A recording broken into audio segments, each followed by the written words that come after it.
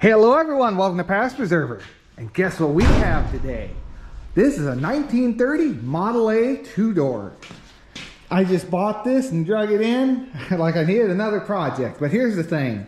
Now this is taking up the shop, so I have to get it done before I can move on to anything else.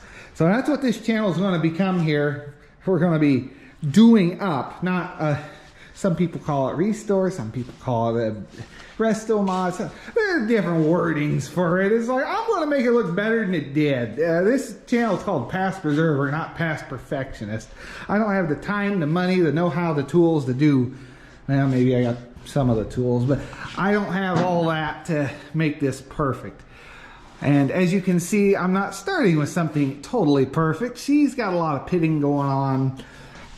The fenders are pretty rough to say the least, and they've been beat up and welded on, and I don't even know what, like we have a piece of metal up under here to hold the two together, and then they put a big weld down it. So not a perfect car, but not an awful car at the same time, because normally we had a 30 Model A four-door at one time, and it was all kind of rotted out back in here. And on the other side, both of these are in really good shape. Back here, pretty good, pretty good. Up high here, a little bit of Bondo. Not a little Bondo there. And I think I'm just going to live with the Bondo because I can't see redoing work that's not terrible. I mean, it definitely needs some help now, but I don't know how far to take this. It's already in a pretty sad state, but definitely like to get it going and up on the road. Do have the back seat, the bottom of the back. No, I got the whole back seat. Oh my God. Okay. Oh, I'm still looking at this. It just got drug in. They built a cart for it, so this thing's on wheels. So she rolls around really easy. I love that. That's gonna make work on this thing so much better. But we're gonna take all the, well, I wasn't gonna say paint, but rust off of it, get it all, probably some high build primer, block sand it down, something like that. We're gonna make it look better than it did. Down here we got just a little bit of rust. It's not real bad though. I don't know if that's showing up on the camera, but overall this thing's pretty solid for, compared to some of these I've seen. Even the Model A four-door we had was in rougher shape than this thing. But here's in pretty good shape. Tank's not rotted out. At least doesn't look like it to me. Firewall, not bad. Down in the tank. She needs some cleaning out. I've never had to clean a tank before. Not one of these at least. I've cleaned plenty of tanks, but I think there's a little bit of work that goes into pulling that, but we're gonna have to figure it out. These fenders, pretty rough. The front fenders, sadly, we're gonna see what we can do on this. They've welded them. Yeah, that's low. Yeah, they've welded them back together on both sides in about the same spot. So I'm not sure what's going on with that. That's just a big glob. We'll try and grind that down and see how well we can fix that up. Steering column is totally locked up. That looks like it might have sat in water.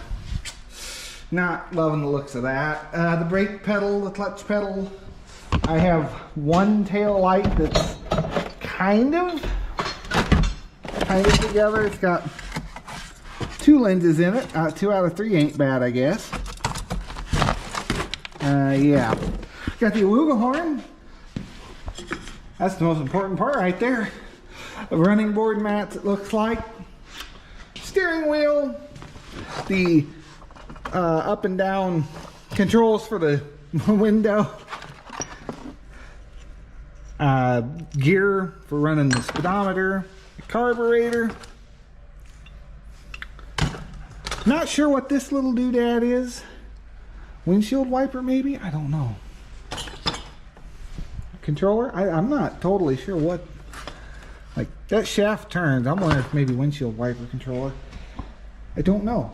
I'm not an expert when it comes to A's. Steering wheel, not great looking, but it's a steering wheel. There's something in here that was kind of neat. Yeah. Got the door handles. This little rear view glass mirror. It had like a reflective tape on it. That's something kind of different. Radiator cap. It won't work on my radiator, sadly, because it's a newer style with the big turn on. Is that the lock? What? I'm not sure what that is. If this is the outer door handle, what? What's going on with that? I don't know. Someone have to let me know. Oh, my light just died. Great. Yeah, a little time with the wire wheel, and she's not going to be winning any shows. Look at how rough the surface is. We went from that to, yeah. Didn't take long though. No paint, definitely makes it easy. And I think this is just a thin primer coat, so won't take much to take her all down.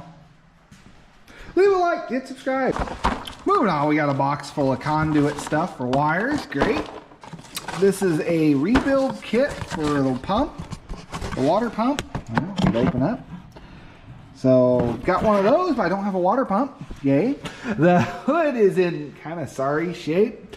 It might clean up okay. We'll see what we can do on it. Nothing looks super deeply pitted from what I'm seeing. There's definitely some in there though.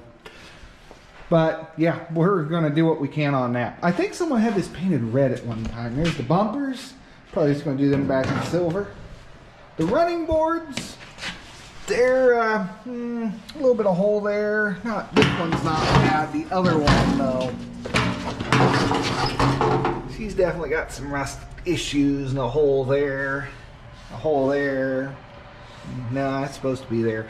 But we have a muffler. It's in pretty good shape. The seats are pretty rough. I have to figure something out on those. This is a pile of random parts for it. I know we got like headlight cross member and trim stuff. I really don't know. Wood trim for the headliner. There's the radiator cover, or a holder, where this mounts into. I know what a few things are. The windshield's delaminating and has a big crack in it. Also, I have no glass besides one for the door and that front windshield. But yeah, I think someone had this painted red at some point because there's a little bit of red right there. And kind of my ultimate plan is kind of do a red and black two-tone kind of deal. I think that might look neat. Because, I don't know, just a straight black car. Yeah, they look nice, but I like my stuff to be just a little bit different. The doors are not bad. They're not rotted out on the bottoms. So, I can't really complain too much. The hinges are all pretty loose. Well, that one's not, but they all do move. But it's not the mechanisms. And like I say, I do have the up and downers. And the one glass for whichever door I decide to put glass in. Yay. Headlights. Well, I've got 3 sets. This one here, I'm guessing, is for a halogen bulb because it's got the newer style and it's got this ring around. I've got a pair of those. I've got a pair of nicer ones for the flat glass, and then these with the flat glass in them.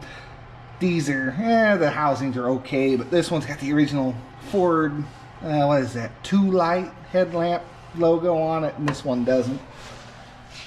What else do we have? We can go look at the engine now because we're running out of the sad amount of parts I got. This was on an auction. I don't know if I said that yet, but it was on an auction. They kind of broke up the parts to this car on the sale, and I ended up buying this. This is one of the last things that sold. The way the ticker, you know, you bid and then someone else bids and it resets it for a minute or 2 minutes or whatever, and I hate doing it that way on an online auction. Just get it over with. Let me run it up and buy it. I get it, but at the same time, I wish they would have just sold all, because most of that stuff I showed on that table and down there in that tub, that was all a different lot I had to buy separately. And there was no point in buying all that stuff. There was a nice engine and transmission on that sale too, but I didn't know if I was going to get this car bought. It could have went for stupid money. And there was a Model AA truck at the same sale. So, moving on to the engine, I think this engine's pretty good. It's locked up, she's locked up, but transmission we did get to slide around.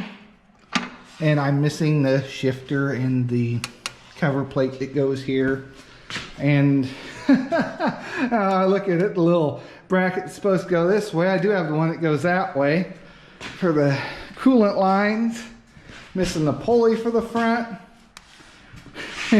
Missing the water pump, missing the fan, missing the starter, missing the generator.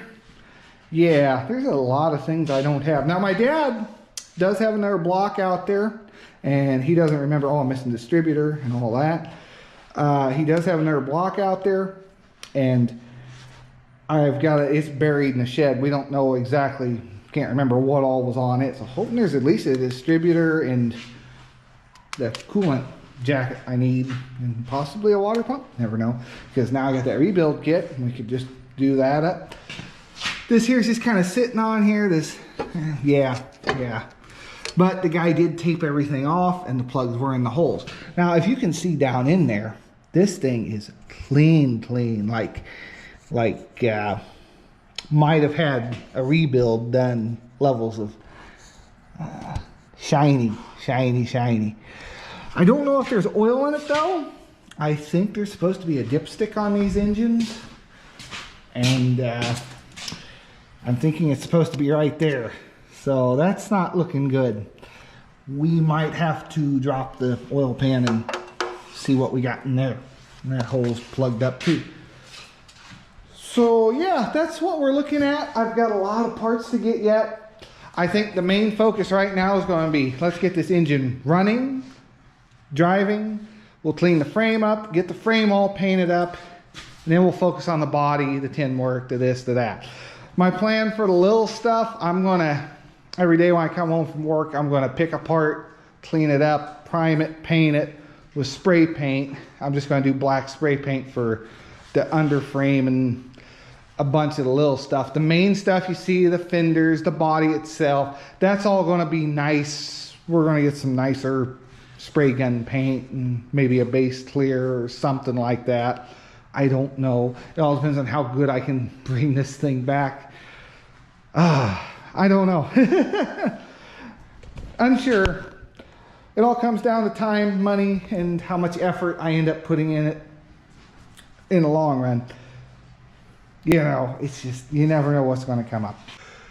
So a lot of new bolts and stuff on this engine, which is nice to see. So somebody was at least trying. These tires are actually kind of newer tires. Where was it? Had sticker, still had the labels and stuff, and still had the protecting over the white walls. So, and they're all holding air pretty good. So somebody was trying to do this thing up nice, but yeah, we'll bring this frame, kind of clean it up and repaint it, freshen it all up. Hello everyone, welcome to Past Preserver. Today we're going to be working on my 1930 Ford Model A. Did a little bit of test paint. I kind of like this metallic blue. I think that would look pretty good. This car is definitely rough though. I hit it with the wire wheel and sanded it down some, and we still got a lot of roughness going on. So this car is definitely not going to be perfect. Especially up in here, she's really pitted. My other option would be to buy a bunch of new sheet metal, and yeah, that's the budget doesn't have that in its future. We have a lot of things to do and a lot of parts to buy. Speaking of something that needs parts, this engine is missing a lot of things, although it's got newer bearings in the transmission. Someone went through and they were trying to make this thing nice. The engine itself, while missing some parts, the exhaust manifold and everything on the intake, we have a little fix, but should be good enough to run. The guy did tape everything off, which is really good. Down in here, I don't know if you can see, but it's really shiny, even though our engine's locked up. These are Wizard standard spark plugs. So, since it's locked up, we're going to go ahead and take this valve cover off. It's these bolts here and this little oil pass-through tube. And we're going to see what this looks like in here. Don't know if there's oil in it yet. That's another thing we're going to have to look at. So let's get to it.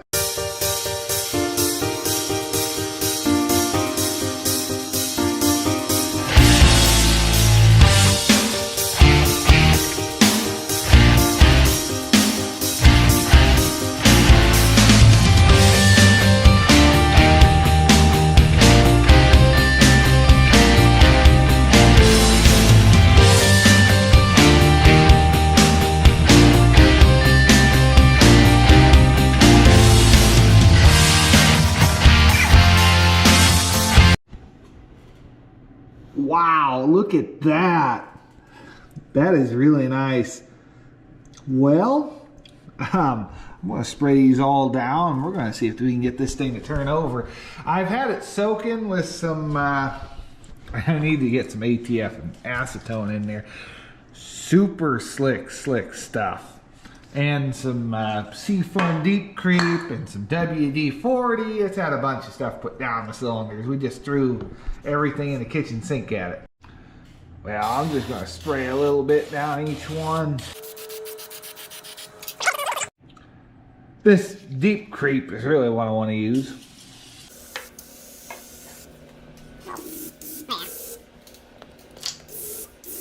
I wonder if there's any oil in it. I'm missing the dipstick. Let's go find one. Well, considering I can't find a dipstick, how about a zip tie? That ought to get way down in that oil pan. Let's see what we got. Hope there's something in here. Uh-oh. That came back dry. Well, let's drain what's in there and put some fresh oil in and see if that helps us any. The fill hole is up here. Well, I think we're going to have to drop the drain pan. You want to know why? I don't know if you'll be able to see it. That should not be loose. Let's see if anything does come out. Absolutely. Oh, there's a little bit of oil there. Yeah, nothing. Okay, this has me a little more concerned because how rough is it up in... Ooh, I was hoping there'd be something in there. All right, I think we're going to drop this drain pan. I'm just going to get a gasket set. I kind of didn't want to do that. But as one of my commenters, Garden Tractor Boy, said, just ahead to see what you're working with in the engine, and he's right. We can find out if this thing's been rebuilt or not, or at least had new parts thrown at it. Dang. I don't know why you drain the engine and let it sit. Maybe it was just rebuilt, flopped in here, and the guy never got back to it. I don't know.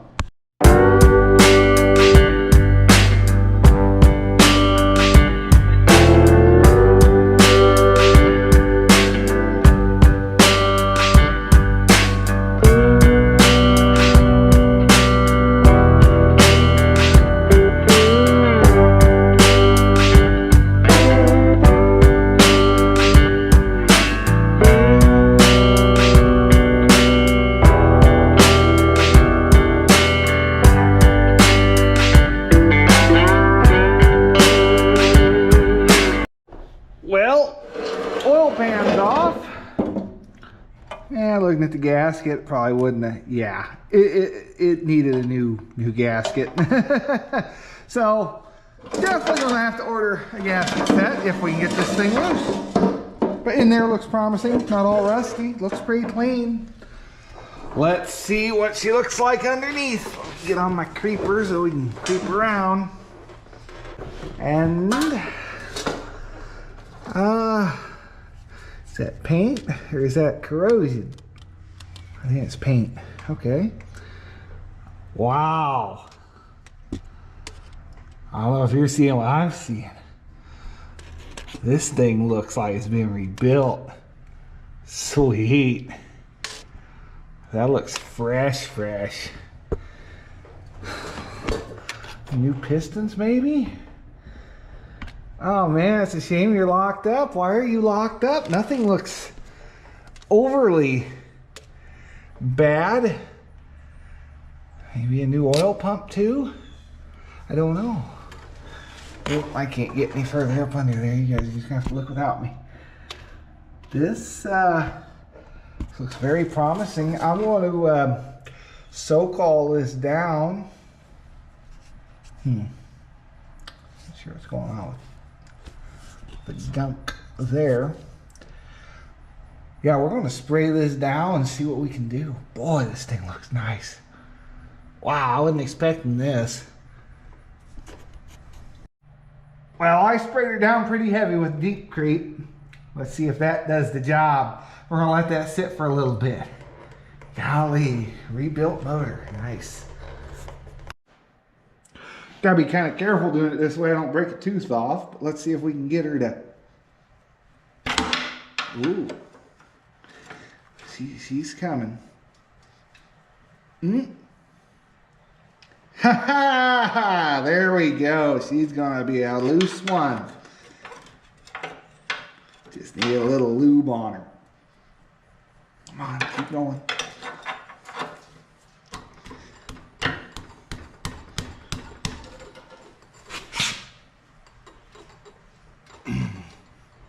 Celebrating too soon. It went one way a little bit. Can we turn it back? This is not the right bar for doing this. I need to see if I got a different bar.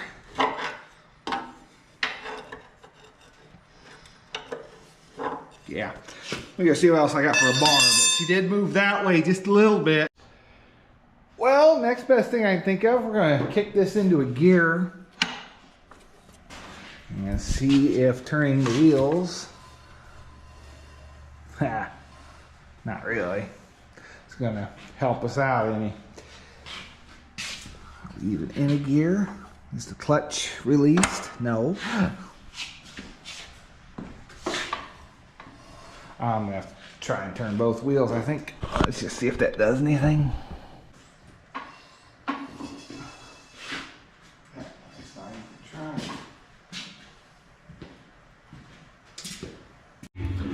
Gonna throw a little ATF and some acetone down in there. We're just gonna mix it in. I think that bottom gear set's stuck.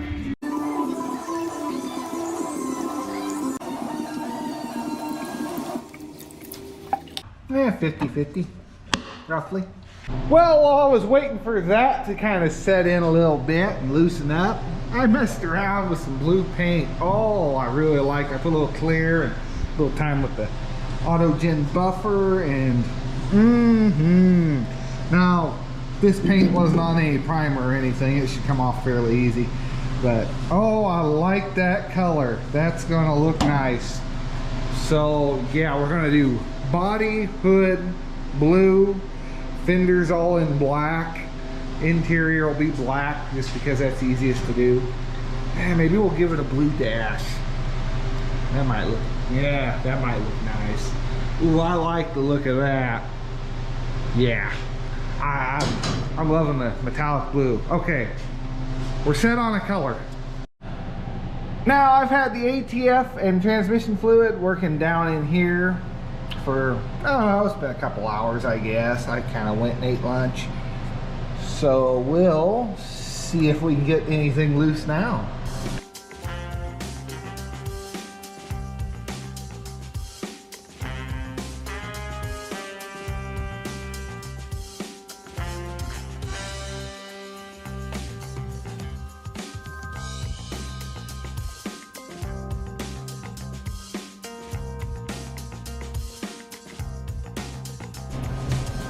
Okay, let's see about getting this head off.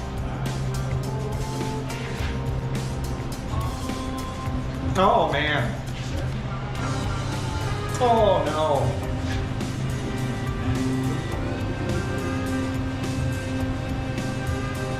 I think they were supposed to be like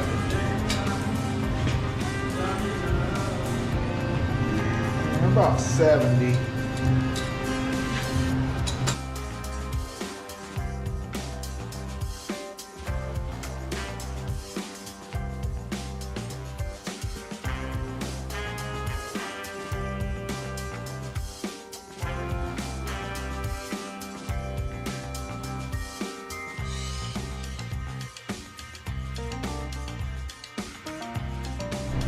Well, if there's two things I could do without, it's mouse and mosquitoes. Look at this. Clean that all out, but yeah, this is a rebuilt motor. That is very nice. 80 thousandths. Has been bored out 80 thousandths? Jeez, I got a powerhouse here. Wow. Okay, yeah, we need to save this engine. It's had all the work done to it. We're gonna have to get a new gasket set. I kind of bummed this up. Darn, I didn't realize that front bolt, I thought it was part of the housing up there, but no, it goes all the way through. I was thinking there's gotta be another head bolt there. Again, I haven't really had one of these engines apart, so, whatever. We'll see what we can do here about getting the vacuum cleaner fired up and sucking all these water jackets clean from the mouse nest. Maybe get a block of wood or something, see if we can get this thing freed up. Oh yeah, all in the head too. Head looks nice. Other than that,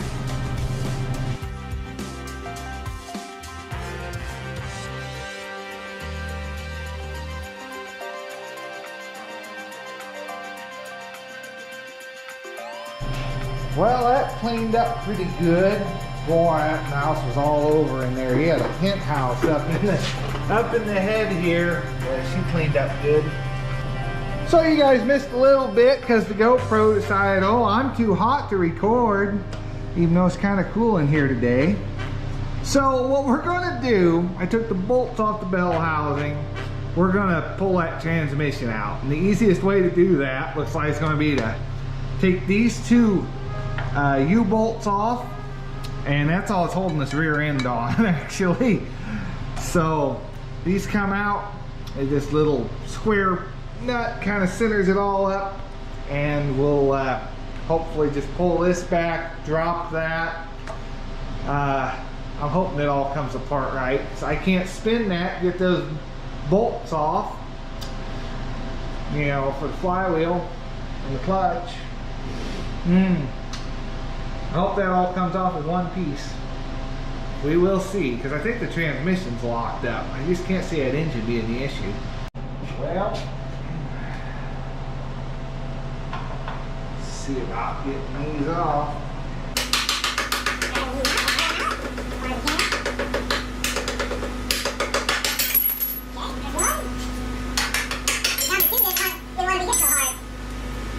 Let's see if this will. Man, that thing's heavier than I thought it'd be. We're gonna have to get another jack.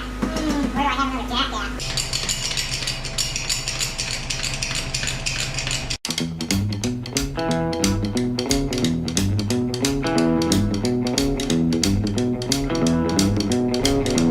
Well, the U-joint is hooked up. I wasn't expecting that, because turning any of these shafts didn't seem to be doing anything to the rear end. And turning the rear end wasn't doing anything up here, so I thought maybe we were missing the U-joint. Okay, I'm gonna see about getting that off. I really need to get a book for this or something. And by the time I get the book, I'll be done with it. And boom, rear end is out, down, full oil. As long as it's not leaking. No. Okay, now let's see what we can do about dropping this transmission. I put the jack under it in hopes that it might catch it. I don't know if it's just going to come off there, the housing. I doubt it. It's probably going to be another thing to fight. Is it?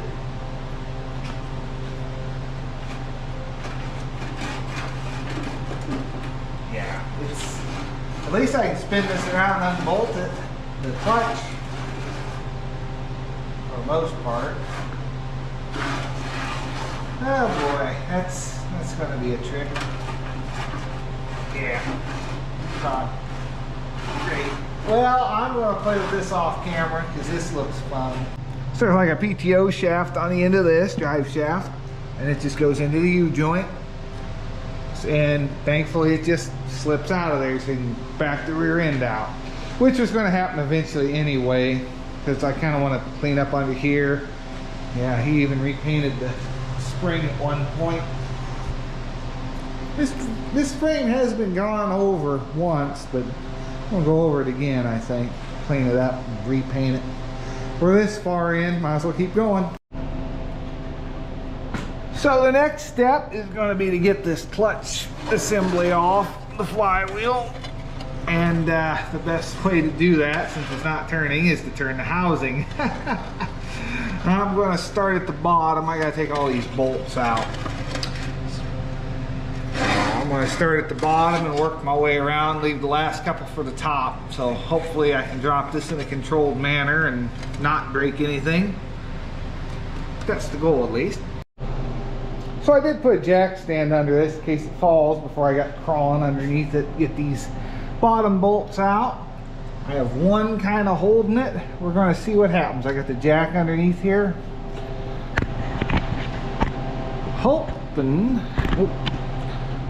I'm hoping that this will just come on out, drop down. Probably slide it back a little bit and drop it down. Oh, there it goes. That's what I wanted. There's the back of the flywheel. Let's see here. Lower you down. Well, that clutch looks like it needed replaced. I would have thought you would have put a new clutch in this. Well, good thing we did this. Boy, do all this, that clutch. Maybe that's just how these are, but oh, that's actually pretty thick. I take it back. That face goes down to there. Okay. All right. That's not bad then. All right. I don't think that was right though. I gotta look at how that works, but I think that this slider is supposed to be on the other side of those fingers, isn't it? Or maybe it pushes in on the, I guess it pushes in on the fingers, which it wasn't really doing. So, yeah, we're gonna fiddle around and see if we can get this engine loose now. I think something internal is stuck. Oh well, regardless, this needed to come off. We can get it cleaned up too. Try to get bite all these bolts and see what we can do here.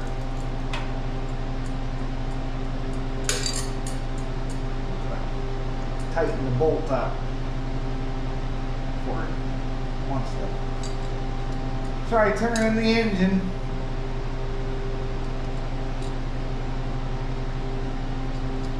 Yeah. Dang it. Something inside is very locked up. Oh boy.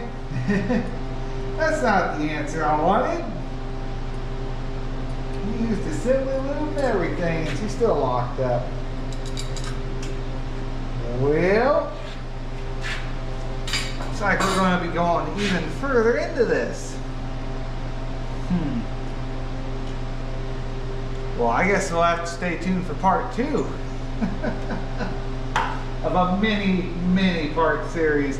I'm just basically going to do a video a day when I work on this. I'm going to get something for a video, quit on it, and we'll just upload that, because otherwise this is going to be a stupid long video and I'm never going to get the thing edited and it'll never get finished. So yeah, it's going to be more like an update as the project goes on. So that's going to do it for this video. Leave a like, hit subscribe if you enjoyed this. Probably didn't learn a whole lot, but I did. We got an 80 thousandths over engine and a stuck engine. And a transmission that's kind of locked up too. That bottom set of gears should be turning and it doesn't want to. So there are some issues here. That transmission had to come out regardless. Oh, what a shame, what a shame. Okay, I'll see you in the next one. Thanks for watching. Have a great day. Subscribe for more. Today we're getting back to work on the 1930 Ford Model A. I've been doing a lot of stuff off camera, haven't been filming, just been kind of busy trying to get this stuff done. And I found out, well, I did get it turning. It's turned over fairly decent. Not bad, not bad. Now we kept hitting a hard spot where the engine kept locking up at. Everything seems to be moving good. And you'll notice number 3 didn't come up. That's because number 3 is currently out. There's a little bit of dirt or rust down there. I don't know if you can see it. And that's been my problem. And also some rust on the rings. Well, if it would focus, there's some rust on these rings as well. So that kept giving us a hard spot. Everything's been redone. They put new Babbitt, it looks like, in here. It's here actually said remanufactured by was it FM? Yeah, FM, remanufactured. So yeah, been totally gone through. Very nice. Now on these bearings, you want to make sure you get the shims back in the way they came off. I had 2 on this side, 2 on that side, and that's the front of the motor looking that way. So finding out which cylinder or what exactly it was that was gumming me up was a little bit of a trick. I pulled the flywheel off because I thought, well, maybe the rear main bearing was the issue. And the rear main bearing is up there, and the only way to really get on it good is from the back. Moving forward, each one of these connecting rods has 2 nuts, and they have cotter pins in them. That's kind of makes it a bit of a pain to get them off. I tried number 2 first because when I put some oil down the cylinders, number 2 took a while before it set anything through. The rest of them went down fairly quickly. Number 2 held for a while, so I thought maybe that was it. So I took it off next and cranked it over, and no, she still had a tight spot in her. So went back one, mostly because I got a little confused when I was underneath there and pulled the wrong pin off. So I went ahead and took both the pins off number 3, and boom, number 3 was it. Otherwise, I probably would have started at the front and worked back. I did take the main off, the center main, just in case, because there was a bunch of assembly lube up under here. And well, I cleaned most of it off, but it was gotten pretty hard. It was pretty hardened up. So I thought maybe that was getting in there and crunching up and gumming up the works. And in order to take those off, you have 2 bolts, or 2 bolts, 2 nuts, running up all the way through the block. Same thing for the front one. As you can see here, there and there, comes up to here and here. Those 2 for the center are here and here. You have to take the valve cover off to get to this side. You gotta take the spring out, which just kind of pull down, pull out. This little drive gear for your distributor that comes off the camshaft can be a little tricky, but she'll pivot out of there. And then you can get on into this, which is a little bit of a pain. I recommend long nose pliers with a little bit of an angle on them for getting in and out of here. And then you can pull your cotter pin out and take this off. Now, up underneath, they are square nuts. I did find 9/16 wrench to fit on there, and I do believe it was a 3/4. Hold on. For the top, yes, 3/4 for the tops. Everything else for your connecting rods are going to be a 5/8. So now I got to see about cleaning that little bit of rust out of the bottom and off those rings, and we should be up and going. I also need to find a ring compressor. I don't think I have one that big. So looking at these rings, there's a little bit of surface rust on them. We're just going to spray them down, get up, wiping that off there. Definitely recommend wearing a set of gloves. I need a parts cleaner. That's definitely on my to-get list. However, I don't know how much I'd want to do this job in a parts cleaner, because we want to keep this kind of clean since it's going up in the engine. So how well did that work? Just, it's a lot better. I think most of this rust was off the cylinder wall. See right there? See that right there? That was rust that was on the rings, the shiny bit. It came off fairly easy. So I'm thinking most of that was down the cylinder, and it's just sticking to the rings. So we're just going to clean this up real good. Find the compressor. Well, first we need to clean up the cylinder, which I think is going to take a little more than just a rag. We'll clean up the bottom one while we're here too. Definitely going to put some grease on these. This rag's getting a little dirty.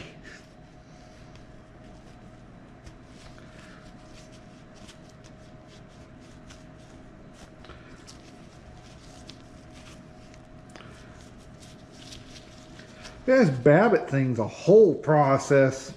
Have new Babbitt put in it.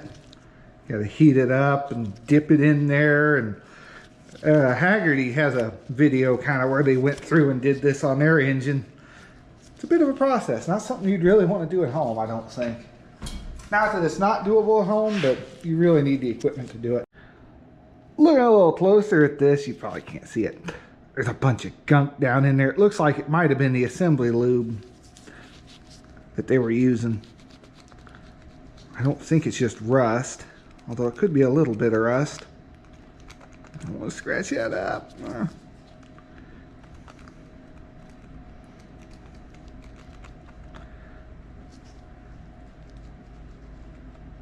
All right, we're just going to call it good, I think. Spray her off.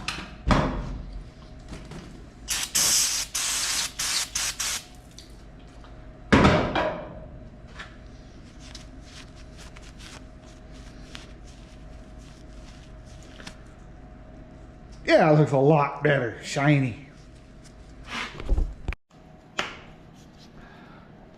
Can you see down there? I'm trying to get you in a decent spot. You still might not be able to see. So way down there is our problem. I'm going to try some of this lime, or what is it? Rust Lime Calcium Remover. It's CLR, but they couldn't call it CLR. It had to be RLC. We're going to spray some of that on there and let it sit and soak and see how it does breaking that rust up a bit. We're going to spray it down with some brake clean, so don't worry. I'm not going to leave a bunch of residue on there. I'm just curious as to how well that's going to work. So I don't know how well you can actually see down there. There's not much of a zoom feature on the GoPro. I mean, there is, but it's not much. Way down here is where our rust problem is. And it's just enough to be an issue with it turning easy. So I'm going to take this rag and just see if a rag will take it off. I might have to get at this from underneath. Oh yeah, quality content right here. You gotta stare at a rag.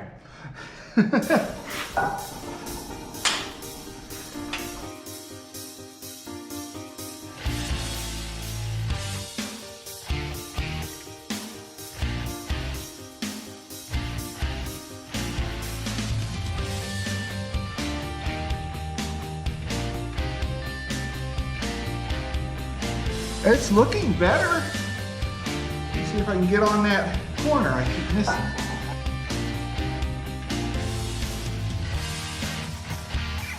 It does look a little better. But we still have our big gump of rust there and gump of rust there. Keep going. Do another spray.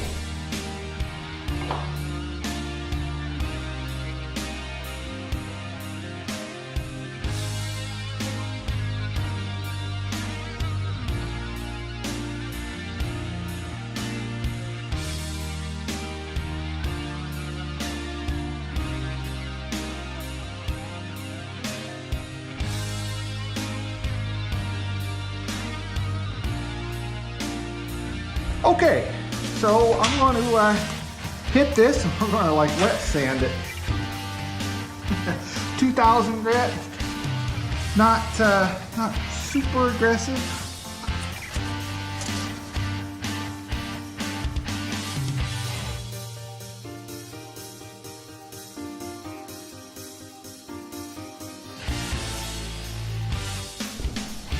Take a look down in there. That looks nice and clean.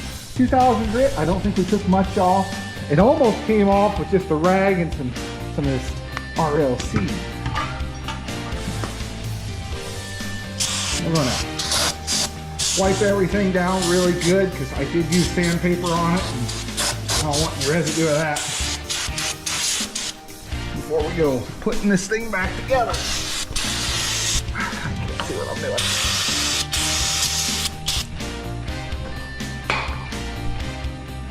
Going through my grandpa's tools, I found a little spring compressor and what we really need, a ring compressor.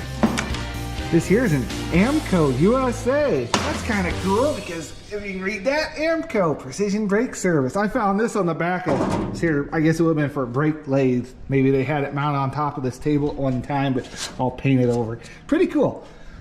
Just thought that was neat. So this has a lot of adjustment in it. If you can see, the overlap there goes from like here to there, so it'll do a pretty big piston, which is perfect because this is bigger than where it's set at. I just need to lube this up and we'll see about getting it loose. I don't know. It might move. Yeah, this thing definitely needs a little cleaning up considering it's got to be loose enough. Considering it's got to slide good enough to get that ring past it.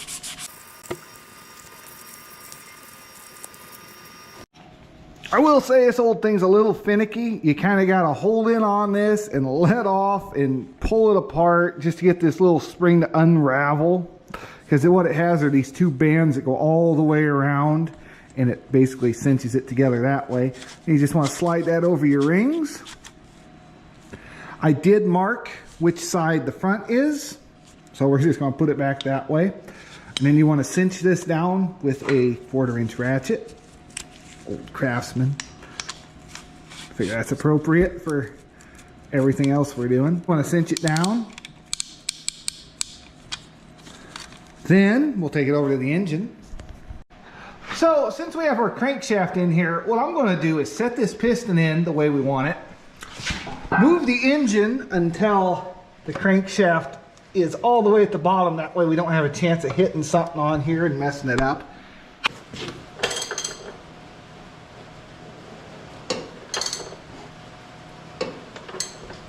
Okay, now we're safe to do this. Easy way to tell if your center two are down on a 4-cylinder is are the top two up. Well, this may vary by engine. That's generally how it should work. So find our mark, put it that way. Pop our ring compressor around here. Go ahead and tighten it up.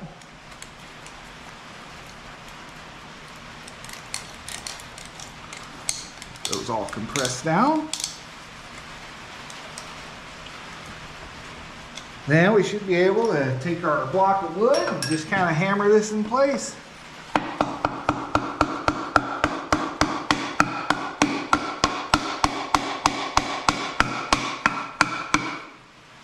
And just like that, pistons are in. It looks like the piston might have moved a little bit on me though. I'll have to see how that's doing down low, but she's in there. Should be able to twist it, get it where we need it. Yeah, she moved just a hair. So all I had to do is get a screwdriver on here and kind of give her a little twist. Easier to do when you're off camera, isn't it? And that looks pretty straight on. We'll be careful and knock this cylinder down into place. Use the back of the screwdriver to do this with. Maybe you can see what I'm doing. Just gonna tap this down with the back of the hammer. Got a handle of the screwdriver here. Right in place.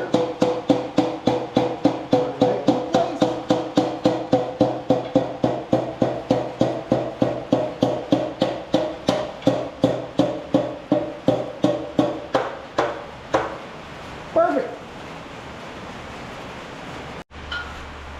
So these shims are kind of half cut out. Just kind of get your cap started on there, and you can slide them in. I say it like it's super easy, but there's one, and then we'll get number 2 in. If I can do it with a camera, and then do the same on the other side, and then tighten these down. I need to look up what the torque specs are supposed to be on these. Yeah, I'll try and post those somewhere in here. Well, here we go, the moment of truth.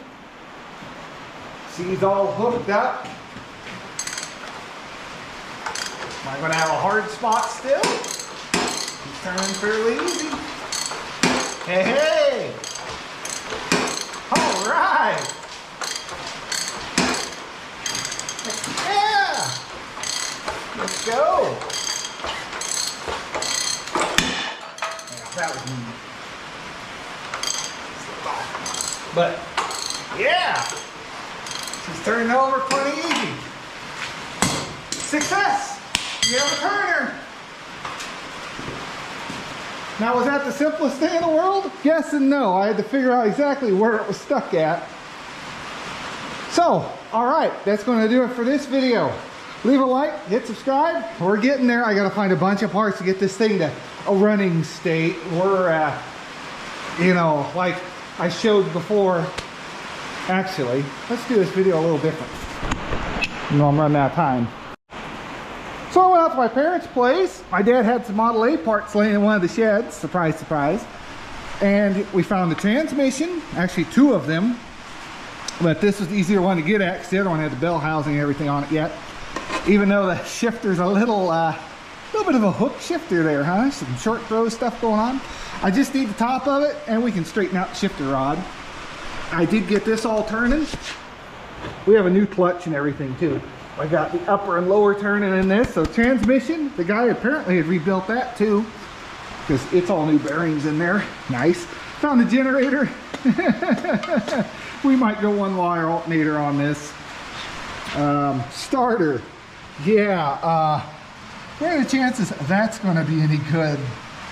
She's locked up, of course. This is loose though, kind of. That's not good. Moving on, we do have a carburetor. I don't know if I'm going to be able to save it. She's pretty locked up. The choke is. The throttle moves though. The old Zenith. And yeah. Fuel shut off. All these guys, I'm not totally sure what they're for. Somebody let me know. This one's been heavily repaired over time. Not sure what this guy is. Think it might be a shock. Bolts on the frame, not totally sure. Little light. This pushes in and turns so you can see your speedometer. If you can see that. I've got 3 dashes and none of them had this, so that's nice. Distributor cap, it's seen better days too. Door handle, muffler clamp, a crossover, might be for the brakes as big as it is, but she snapped off. Oh, there's the other part for that distributor. Yeah, we'll look at the distributor I have in a minute too. I think this is for a hood latch maybe. It's got a spring to it. Little holder for the alternator or generator, I do believe. The front crank pulley. She's just a little broken. For the cost, I think it was like 20-30 bucks. I found some online. I think I'm just going to buy another one instead of trying to fix that. The bottom water jacket housing goes down to the radiator. Nice. So definitely found water pump pulley. Found a few things. Got a lot to find yet. I think I just need a new steering column. This one, everything seems to be very locked up on. And the distributor, I've been messing with this and messing with it. I don't think she's coming loose. Also, I believe it's missing a little advanced part. It's supposed to be a linkage that can come up, and I don't see where that ball is for the linkage to go on to.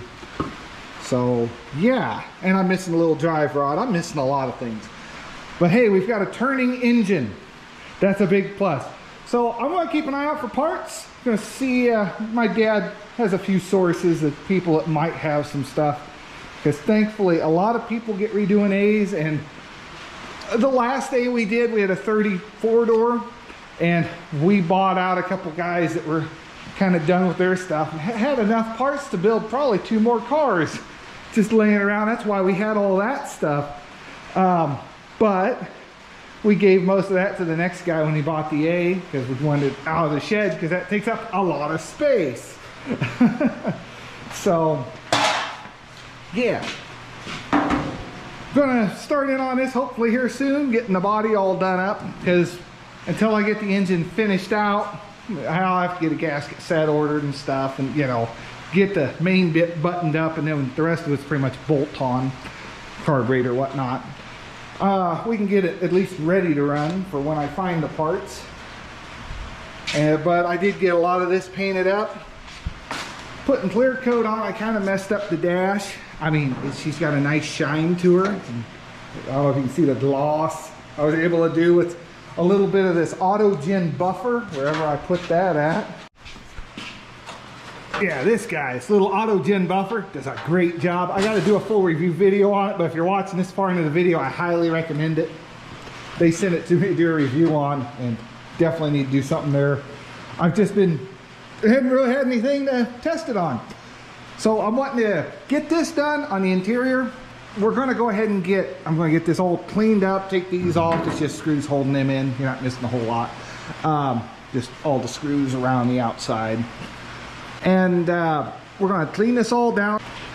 We're going to hit it with a Rust-Oleum turbo can for primer. They make one for primer. And then we're going to do the same thing with black on the interior. Mostly because, oh, that shut off. Oh, it's about dead. Mostly because this here is not really going to be seen and it's not going to be exposed to the elements. The outside, however, is going to get a base clear in metallic blue and black on the fenders. Base, I don't know. We'll figure out when we get to that point. I got to make sure I can make this body look halfway decent to put that much money in the paint. Also, kind of scary when you might run into something like that happening when you're spending a bunch of money on paint. I'm used to, well, I call them cheap spray paint cans, but anymore it's like $7 to $10 for a decent can of paint. It's gotten kind of ridiculous even for spray paint. It's just the way things are anymore. So that's going to be it for this video. I hope you learned something. Leave a like, hit subscribe. I know I'm no expert. I probably did something wrong, and that's okay. We got to the end, the result in the end I was looking for. So I don't claim to be an expert. I just kind of do this as a piddly job. It's not even a job. It's just a hobby. So I'll see you in the next one. Thanks for watching. Have a great day.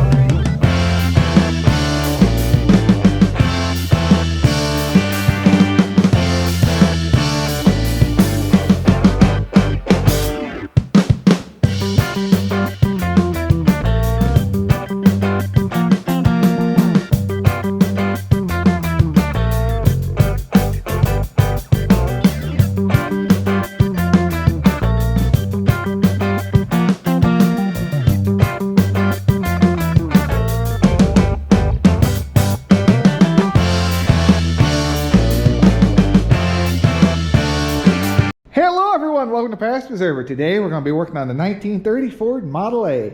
Now, what we're doing today is not going to be engine related. I know you guys want to see a will it start, will it run on this, but we are a long way away from there. I'm missing too many parts to do that. However, I will order a gasket set so I can get this engine put back together, basically how it was when we started. In the last video, people were mentioning I didn't put any oil down the cylinder. I did. A little bit happened off camera because I was having some issues with the ring compressor giving me problems.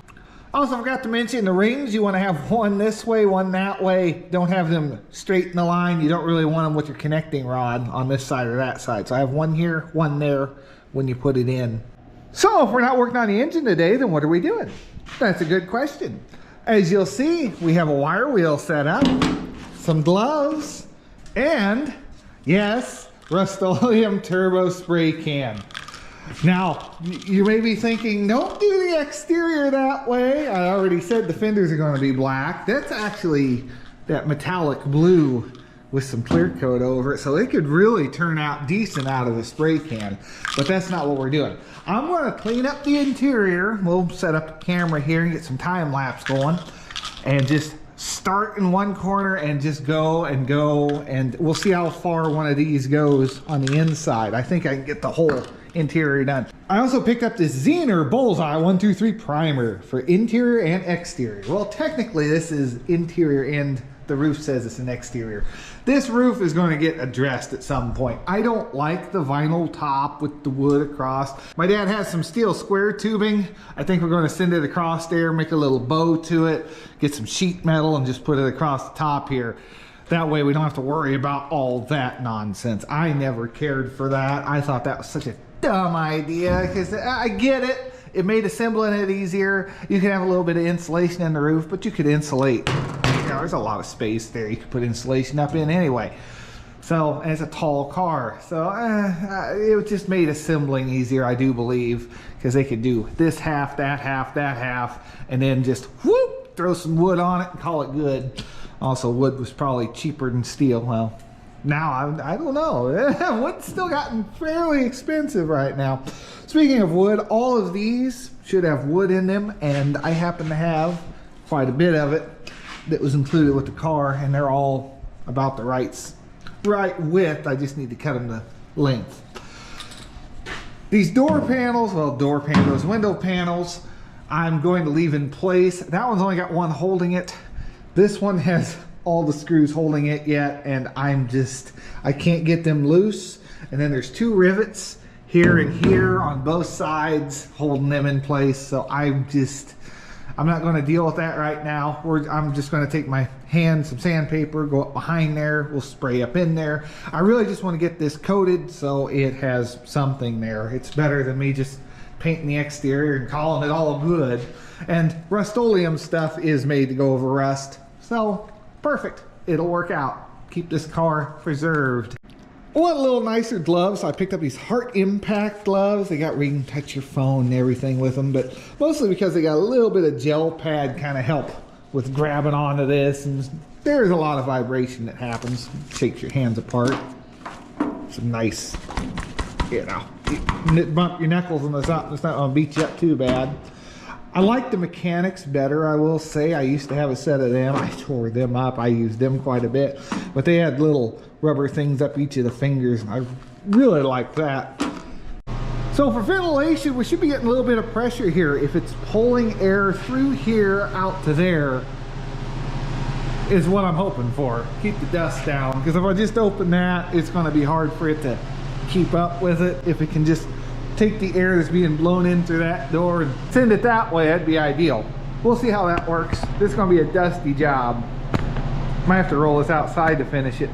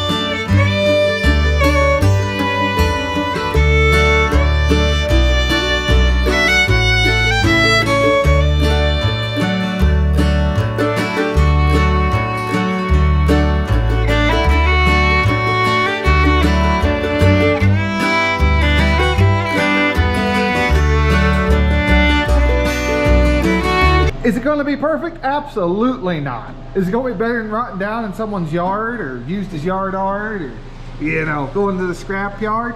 Absolutely. So I've got to do a little bit of hand sanding. Got some 120 here. I'm just going to go around, scuff everything out, get some of the spots I couldn't get with the wire wheel, and we'll clean it up and blow it out, and we should be about ready for paint. That didn't take too long.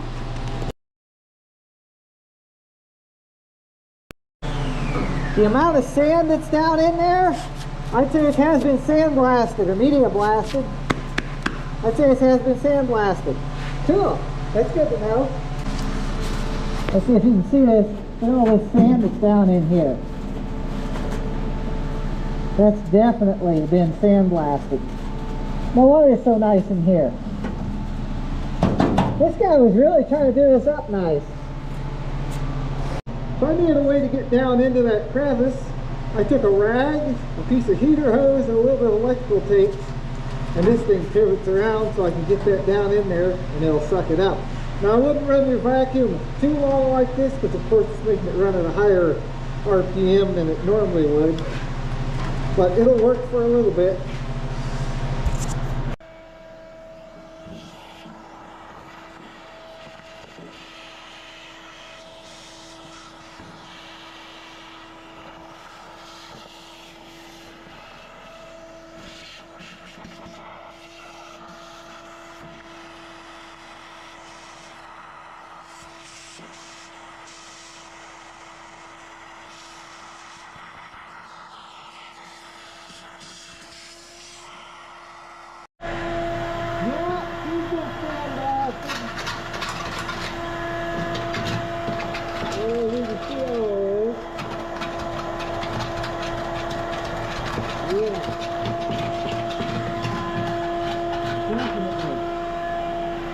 Down here, look at how much deeper that is.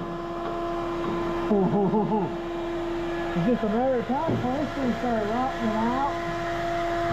Already trying to start.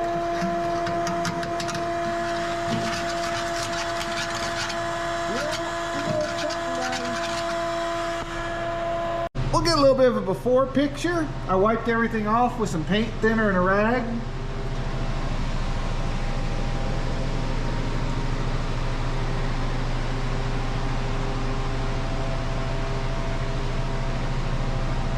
I did get everything down. The doors pretty well cleaned out.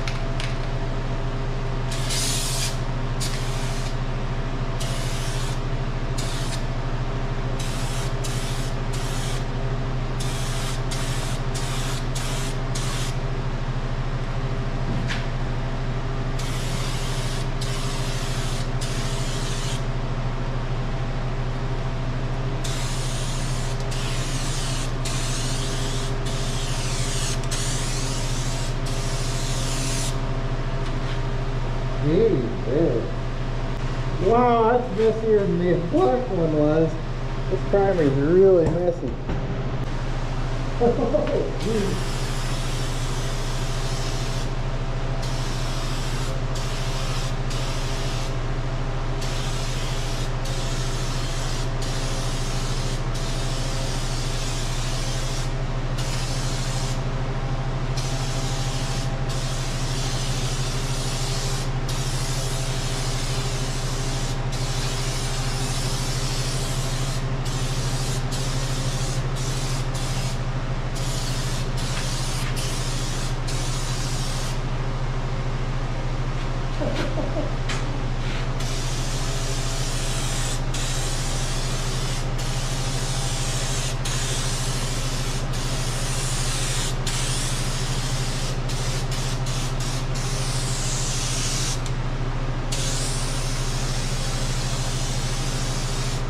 Ooh,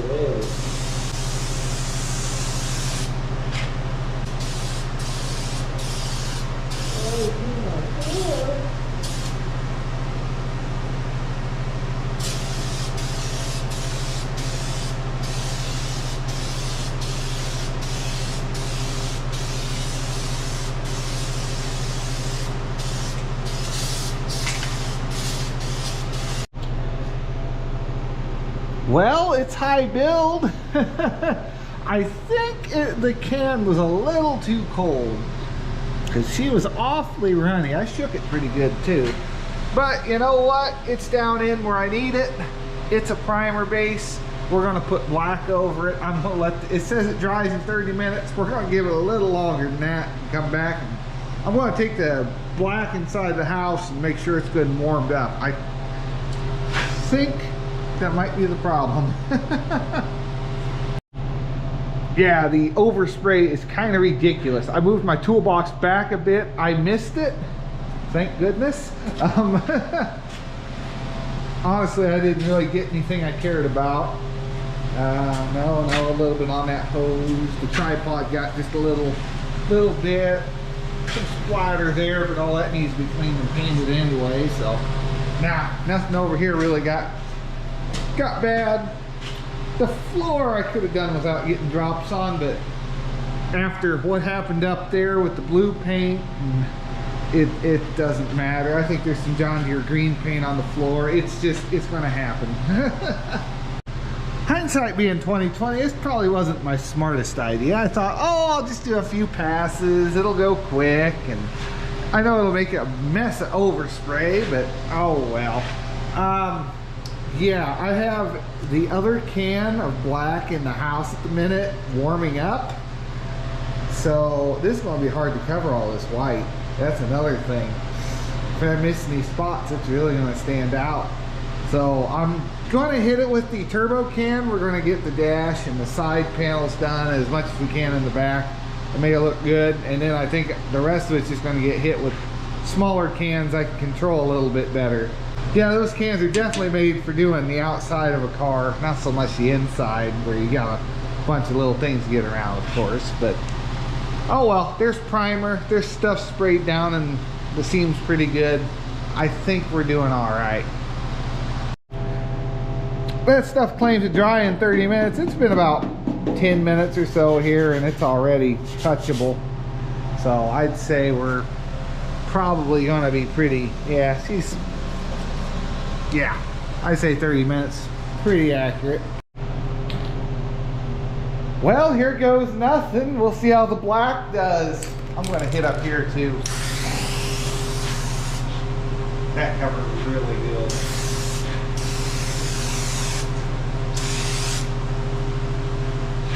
Yeah, that, we might be okay.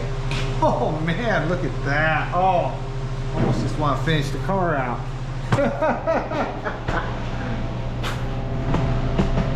I'll get in here, and this one's not running all over. That can might have been just a little too cold.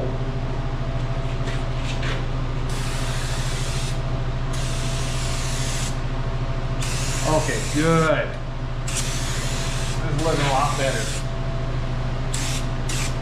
Ah, big run.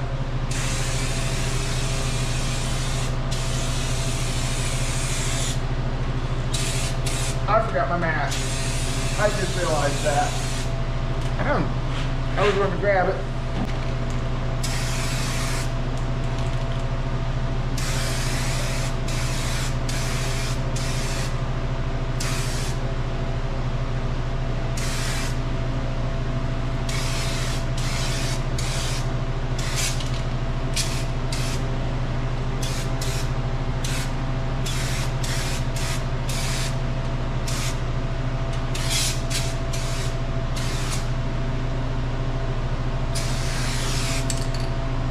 Yeah. That did a lot better job. Okay.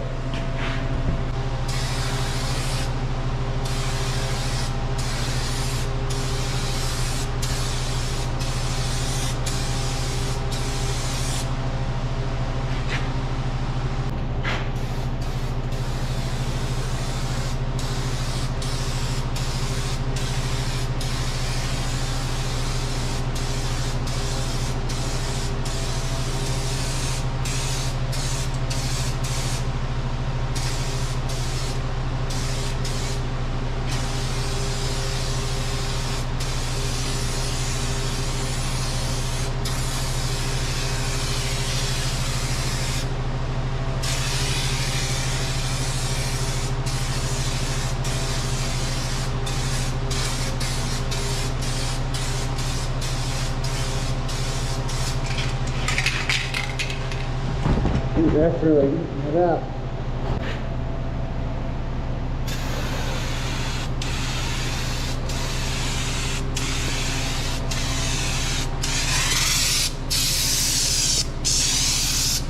Oh no!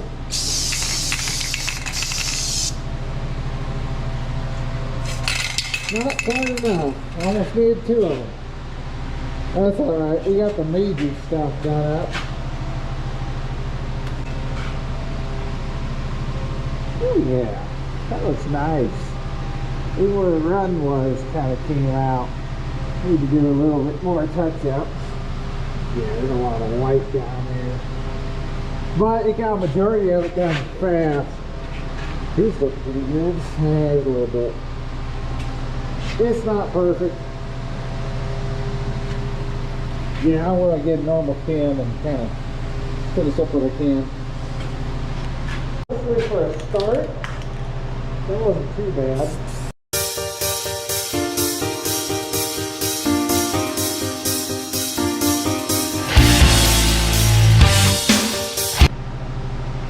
Well, here we go. I went around and I really need one more can of spray to touch it up a little bit more. I'm missing a few spots up in there and over there. The door jambs didn't quite get done. Just barely got the rails finished. But yeah, it's looking pretty good. I don't know if that's the best method to do it. Really laid it down quick though. Using that turbo can, I got most of the big area done. I was able to just touch up with the little one. Maybe that's the best way to do this. Just gotta watch your overspray. But yeah, one, make sure I got up in here a little bit, and that vent system's kind of neat. The window has little rails on it. I'm missing them, of course. Surprise, surprise. But you can pop the window out and get some air flow up in there, or if you pop it down to the right spot, it'll divert air down here into your feet, blow on your legs instead. That's what it's looking like. Get out of here. Paint fumes are getting a little unbearable. Alright, that'll do it for this one. I'll see you in the next one. Leave a like, hit subscribe. We're going to be doing more and more on this car as time goes on. I'm pretty gung-ho on getting this thing finished. Gotta go find some parts though. So I'll see you in the next one. Have yourselves a great day. Been working on this Model A. Got a new cap and rotor and everything for the distributor, but I've run into a bit of an issue. When you go to put this aftermarket cap on, you will notice we're hitting. We clear the other ones with odd gaps on every one, and then this one just hits. So you can do two things. You can either adjust this up or down, depending on what you need, or what I've been doing is slowly filing these back. And because this one here was hitting as well, so we're getting there. Now, I've been reading online. Some people say it should be 15,000. Someone said they were running at 25. So somewhere in that range. I had a 26 feeler gauge, was the only thing I had. I think I'm going to set it as close as I can to where they're all the same. I don't know. I'll mess around with it, but I'll definitely get some gap going. So hopefully that helps you out. I do recommend, look at this. Someone online, I'll leave a link for this below. Well, I can't in a short, can I? Look these up. It's an aftermarket point set. Comes with a whole plate, condensers up in here, because normally the condenser would be down here. And apparently this manifold gets hot and likes to cook this little condenser right here. Ooh, that's stunk it. Do a little more reading. I'm hearing from 15 to 35 being the range, but we have a smooth spinning distributor now, so all right, we're one step closer.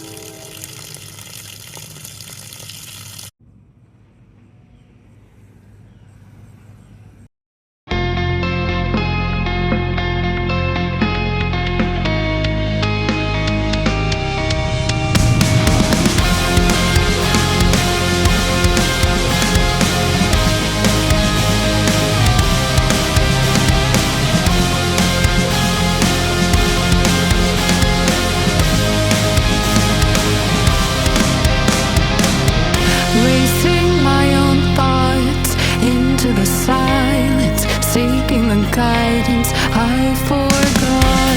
It's somewhere lost to the cages. Hello everyone, welcome to Past Preserver, and I do apologize to the people who are wanting to follow this I'm not getting rid of it. We're not done with it. I've just been doing a lot of shorts. It's been hot in this building. That little vent fan's been doing a great job keeping it somewhat cool in here, but it's still about 90 degrees out, and that means it's even hotter in here. So I want to give you guys a little project update on the A. We went ahead and painted up the wheels. These tires are shot, so I didn't care about overspray. The white walls are all just peeled away to nothingness. And yeah, it's not very good. I got the radiator somewhat mocked up here. I did go online, and you guys, I really should be making more videos on this because you guys paid for a lot of the stuff I've been putting on this thing with your views. So thank you very much. I appreciate it. I think I made around 250 bucks last month, and that was roughly what I put into this motor. So far, there's still some things I got to buy. I've got a used starter on the way. I've got a bottom elbow for the coolant line. I still got to get a couple rubber hoses here, but that way they'll be straight lines and the right way. I still need to find an oil fill neck. Was able to get a set of the radiator mounts. They got little rubber pieces underneath them, big spring, and then this is really supposed to be up here with the cotter key going through it, but I think it's supposed to sit on top of the fenders, which I don't have mounted yet. I'm pretty sure those come over. And looking at it, they somewhat do. There's a little bit of thickness there. Not a whole lot. I may have to put washers on it. But we got the fender looking somewhat decent. It was pretty rough down in here. You can probably see where it was welded and patched. The other side was really bad right in here. I put some filler in there and a bit of filler in there, and it's not bad for a 100-year-old car. But back to the A, yeah, that's where we're at on the radiator hold down.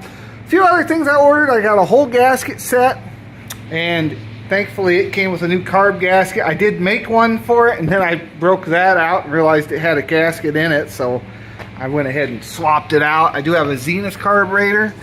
I think that's a Zenith 1. It's hard to tell. Can you guys see anything? No, it looks like it just says Zenith. I don't see. Normally they have a number after them. I need a new rod for the choke that goes up into the cab.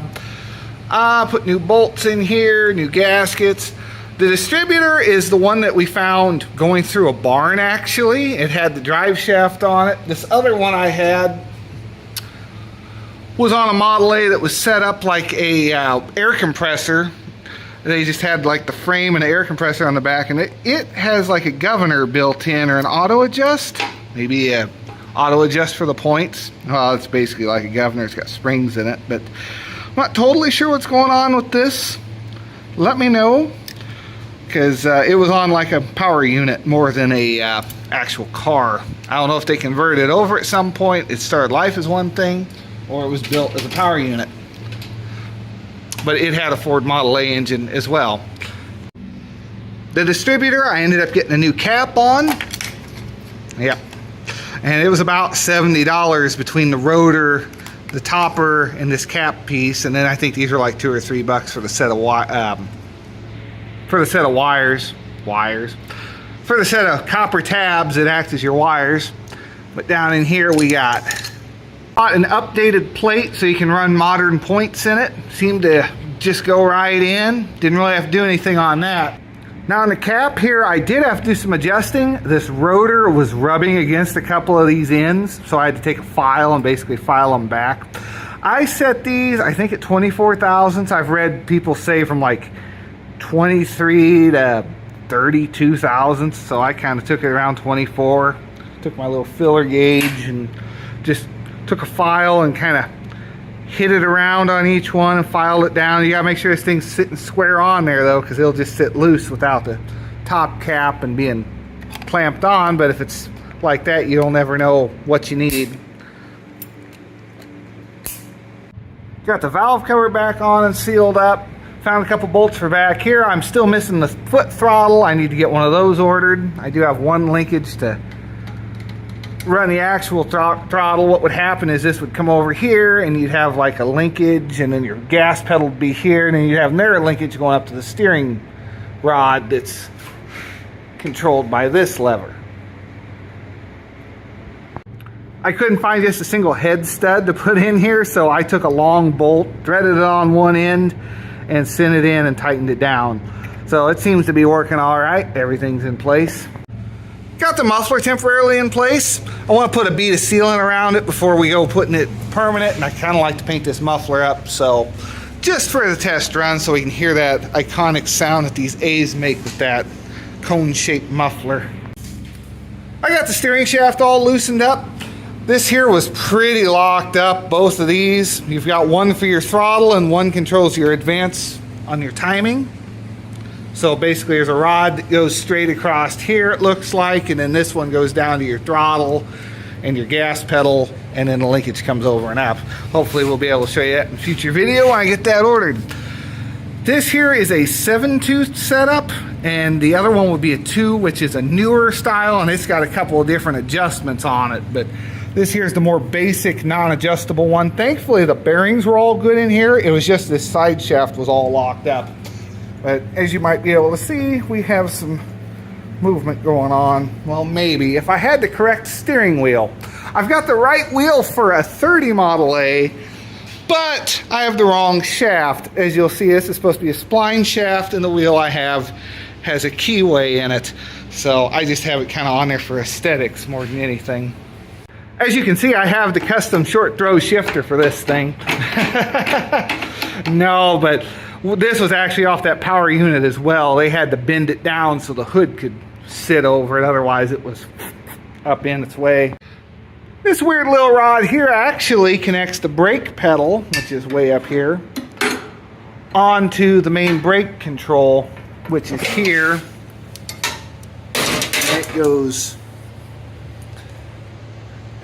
here, and that goes back to your brakes, and up front to your front brakes, which are controlled by these little levers and big rods. I'm missing the whole parking brake assembly. It would be over here.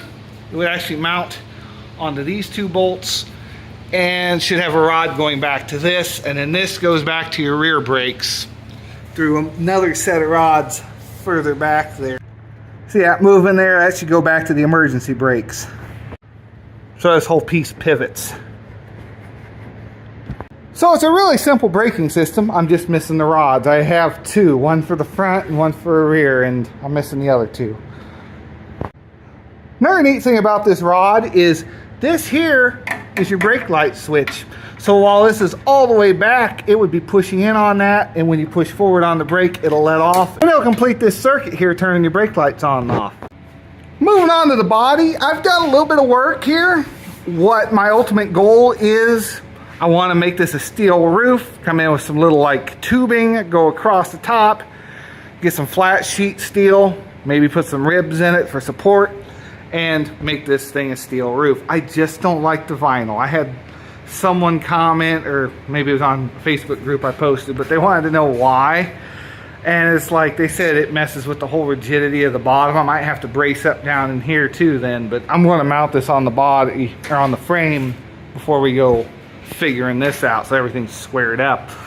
But pretty much I want a steel roof because these things just, if it sits outside, that top goes bad, water gets in, and it'll just ruin the car. And I want this thing to last, you know? It's not going to look perfect. I mean, look at these fenders. It's not going to look perfect, but it's going to last. That's my plan.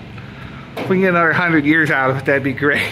I was asking a lot, I know. But so for the top, since I'm not going to have vinyl on it, I'm thinking about some Herculiner bed liner. I used that on that mini truck I had in here, and I really liked it. It was textured, so from a distance it'll be kind of a flatter black and with some texture to it, so it'll kind of look vinyl-y.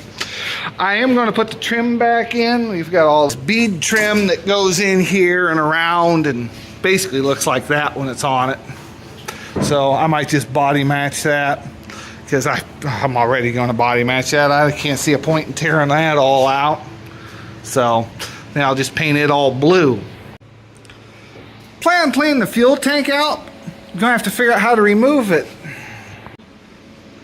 I do need to clean the fuel tank out before we go painting this though. It's not bad, but it definitely needs a cleaning. Now, something I just started to mess with that I never really did before. This thing is ready to come out of here. Great, they went ahead and got all these little rivets off. Never even noticed that was ready to come out. That would have made painting the interior a little bit easier. Dang it. Okay, so never even thought to try it.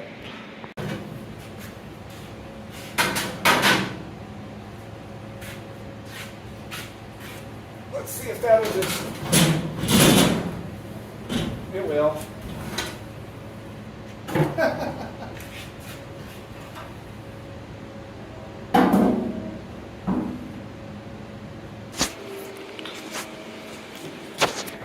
Well, I wish I would have known that sooner. Now I can clean up in here and get this all painted good.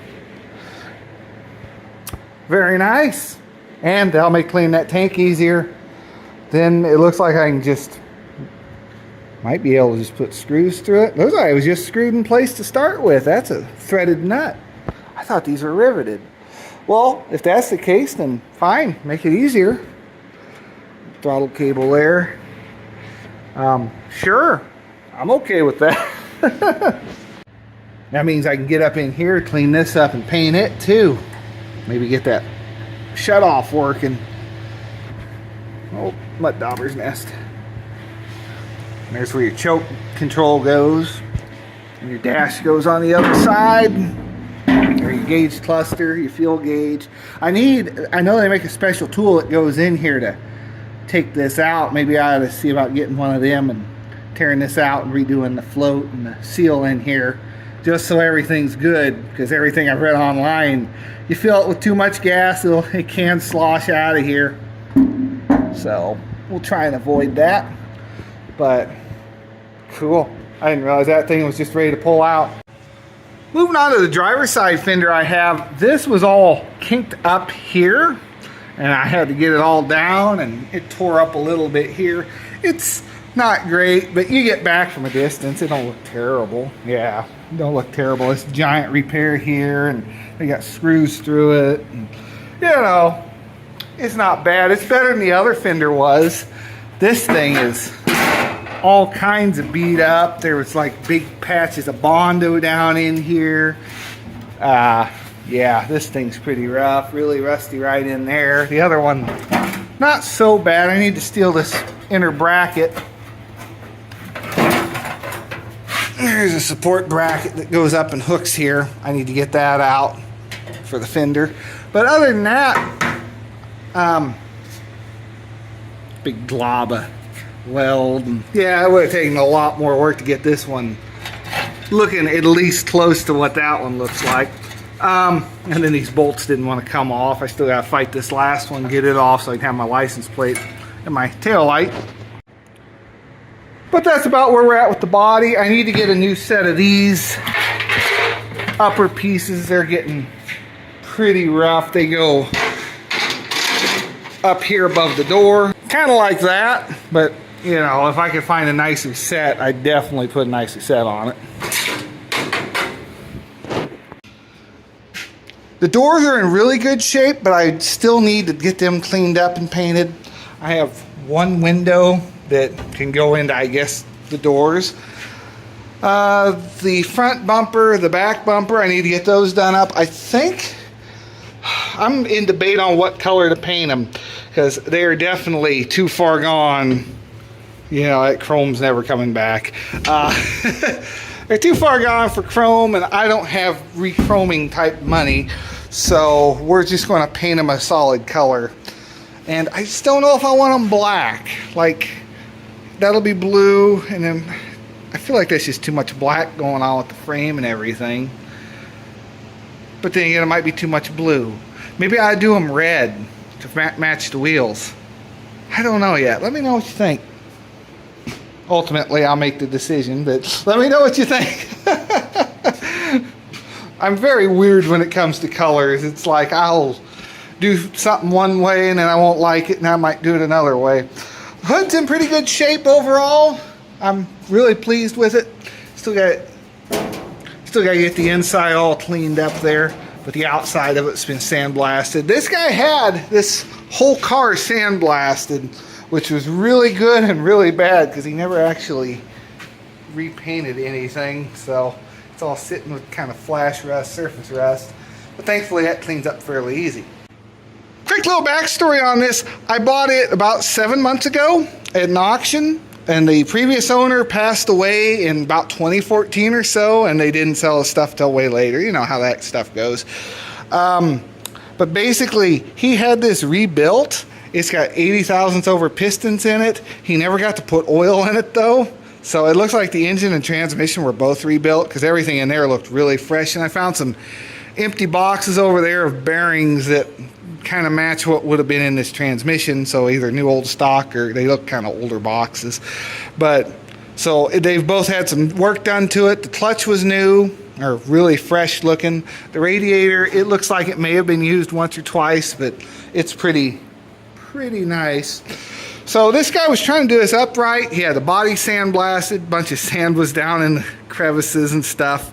You can check out the video on that. But yeah, we got that all cleaned up and painted in there. So basically I've just been piecing this back together. But when I got it, the motor was locked up, so we had to tear it all down. It's a good thing we did because I put new gaskets in it and everything. Now everything's been freshened up again. So we're getting closer to having this thing running. Here's the part that goes up in front of the radiator. Radiator would sit up here and it'd kind of bolt onto the fronts of the two fenders. And I believe this was a new part. It looked very fresh. It was missing the little things that go out here, and I think they're part of what holds the bumper on. They're like spacers. But thankfully this old one had 3 out of 4 on it. They were just a real bear to get off. See, I do think this car was painted red at some time. I found some remnants of red on that too. So I don't know. Red would look kind of nice, but I'm already committed with my blue. That was my two color choices I was going to go with, red or blue. Here's the visor that we painted once and then ended up repainting because it fell. And as you can see, it turned out a lot better. We're just going to do this at the same time. I paint the hood and the doors and the body and everything else. This I kind of made an exception with just because I had it out and wanted to get it painted. This here is what holds the headlights. It goes across the front. And it's far enough off the body that if it's a little bit of different shade, it shouldn't matter too much. So that's kind of where we're at with everything. The A is definitely coming along. Hopefully here soon, after I get that running, I'm going to get the little body mounts. How this thing mounts onto the frame is it has wood blocks down here with bolts that go through them. They go the whole length down. I need to get under here and paint this too before I go putting it on. So I need to get new wood blocks and set this body on there after I get this engine running. I just didn't want to do all that with the body on there because it's easier to work on this thing with the fenders off, and you can get right up in here, down in there, and you're not fighting anything. Because with those fenders on there, they all kind of come out to here and then go up and around, so you really got to bend over to get into this thing. So hopefully here in the next week or two, we'll have this thing up and running. I'm waiting on the starter to come in, the spark plug. I want to get the radiator all done up. Got a water pump on the way. And I do have a rebuild kit for the water pump. It was cheaper to buy an old one. I've got a rebuild kit over there, and I'm just going to do and put it in there. So save me some money, because this thing is definitely a nickel and dime sort of deal.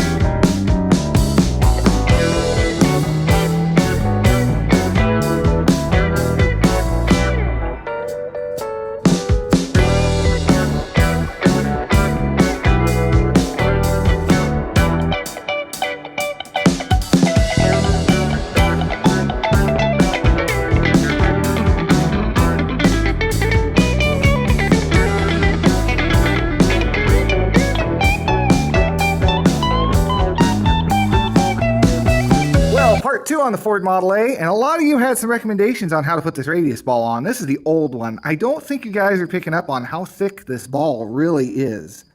Yeah, that is why this is such a hard fit to get on there, and that's why I ended up using spoons to help shoehorn it on. Now, somebody did say try and do it like a motorcycle handle. Unlike putting a handle on where you can take air, blow it in here, and kind of stretch it out and push it in, this here is not a straight shot. This closes in on the end of that ball. Instead of a straight shot, we've got to make the opening large and then small again. If you heat it up, blow air into it, it might be able to bring it up, pop it down, but that's just a lot of extra stuff. Somebody mentioned a heat gun. Well, we could have tried that. And that definitely would have made it a lot more flexible. It's even doing a difference here. Then we still have the problem of we have to get it that wide open. The biggest thing everyone said was throw us in some hot water. And yeah, that would definitely would have helped make it more pliable. But remember, you're still way down under here. You get this thing stretched over top of that ball where it gets really wide and then really narrow. And it's still a very tight fit. So, and then with spoons around, I didn't even have to heat this up and I was still able to get it on there really fast. When you're done with the spoons, you can bend them around, put them back in the house. Or what I'm going to do, throw it in my oddity toolbox. Hello everyone, welcome to Past Preserver. Today we're going to be finding out if the 1930 Ford Model A is going to fire up or not. Sorry to keep you guys waiting on this. I know some of you have been wanting to see this thing fire up, and believe me, I have been too. But I've been running into issues with missing parts. This motor was just missing a bunch. Ended up getting some bolts here and there, had to get a distributor figured out. Water pump, this here is not going to stay around. And the big reason why is because of this fan. Look at this. You don't want one that the magnet will stick to. How this is built, it's kind of a bent over piece of steel and it's somewhat riveted together, and yeah, they're known for blowing apart, and that destroys your radiator, your hood, whoever's standing next to it, because this thing is just flinging around at a high speed, and they're known to get little cracks that become big cracks, and then they apparently violently blow up. So that's getting replaced at some point. I think we'll run with it for now. I hope that it's not a mistake. Hopefully not foreshadowing. As for the water pump, I put a new seal in here. Everything seems to be fairly tight. Well, it's loose because it's not bolted on. I got to get some bolts for it. I re-greased everything. You're supposed to use a special water-based grease for this bit. I didn't quite have that. I had some marine lube that's technically water-based stuff, so it's lubed up good in there. We're just going to test run it. Then normal grease goes in this front fitting. We got a distributor. That pretty much, and don't drop that. I'm getting this close to starting. I don't have to order another one. Allow you to use new points. You got your little adjuster back here. I set this to about 18 thousandths. On this top cap here, you'll notice there's a gap. I set these at 24 thousandths, and I had to file it down on the inside. This rotor was coming around and hitting them. Just make sure you're holding this flush down. There's like a little notch up here that everything locks down on. You can put your cap back on it. Oh, also, I bought these off the internet. These things, and they're just a little too short. They're supposed to be for a Model A, but they're, I don't know, maybe they thought your plugs were a little taller than what these are. But that's how long these should be. This is an original one. And as you can see, these don't get to have that much of a bend in them.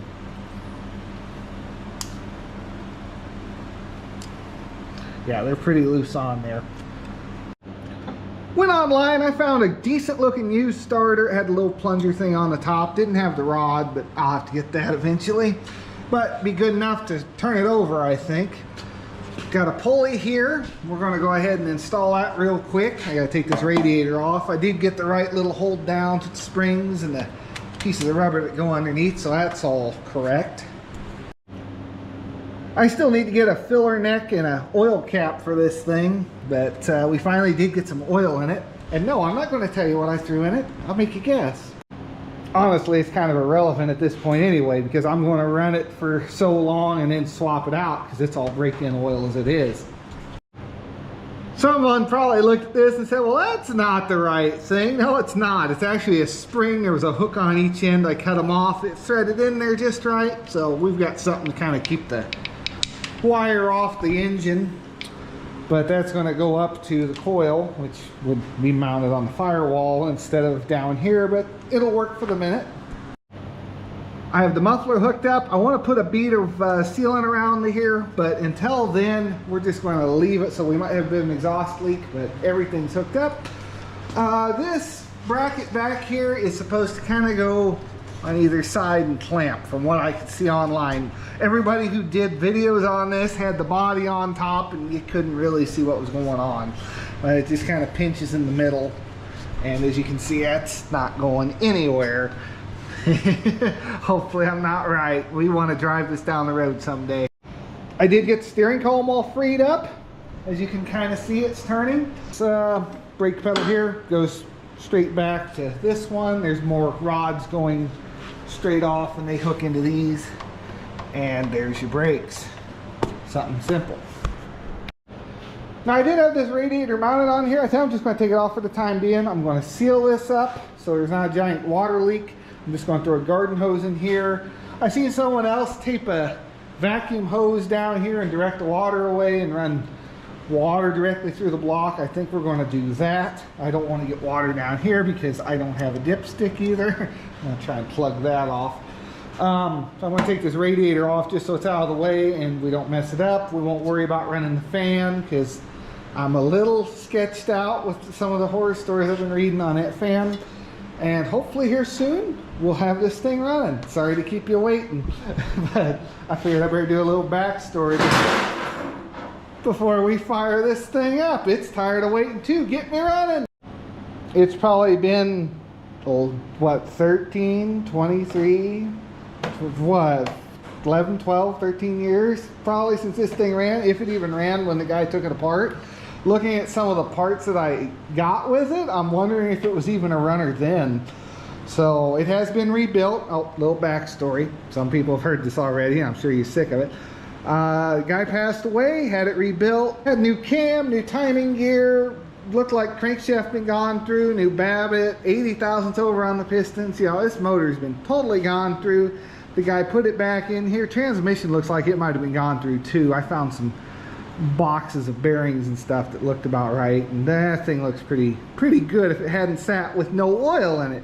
He threw both these in here and never put oil in it, so led to it being a little locked up. And I've had this thing about 7 months now. That's kind of a record for me. Normally I drag something in and within a week or so I have it up and running. That there got stuck in a shed for a while before I could get to it. That's the only reason it took so long. But generally when it's in my direct line of sight, it runs within like a week. But this one here has been a little bit longer than that.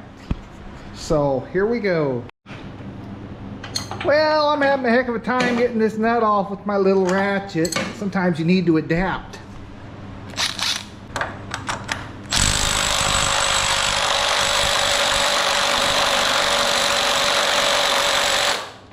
Or totally fail.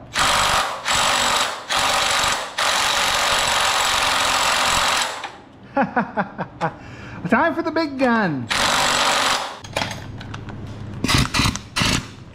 Would you believe it? The compressor is running. How quiet it is in here. I love it. See what we get.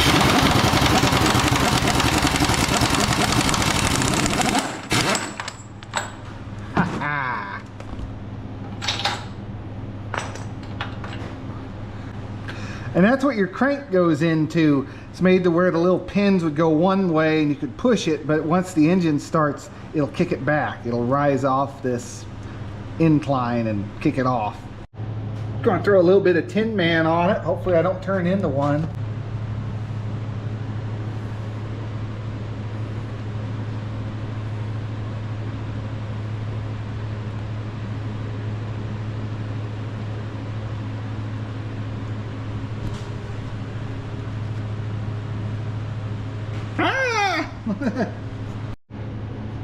Well, I'm sure somebody's laughing at me. I'm gonna have to lift the front of this motor up to get this in there. Dang it, 1 step forward and 2 steps back. Well, thankfully it looks like I just gotta take, hopefully, these 2 bolts out and the one's holding that, and maybe the transmission will just pivot with it. Maybe. I don't know. Oh, I'm gonna have to sit and think on this one. Maybe look at a video. Probably should have done that in the first place. I didn't think that's why they sell two-piece versions. I was wondering what the difference was. I just didn't put together how long that was going to be, because I really hadn't seen one other than that broken one over there, and I don't think it was this long. Hold on. Nah, I guess it was. As you can see, it's had a little bit of a breakage. So, yep. On to the next thing.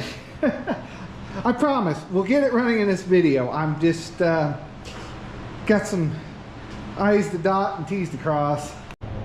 Well, we can at least get one thing I ordered in. This here holds the distributor in place. It's got this little nub that sticks out, and there's a groove in here that it has to hook into. Why they just couldn't have made it something normal, I don't know, but it's definitely a different way. Also, this nut, it seems to be a 9/16. You run this in all the way, and then you tighten that.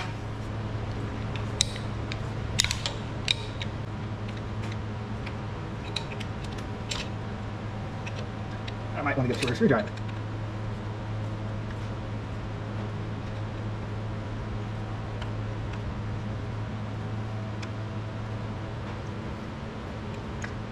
As you can see, the distributor is good and tight.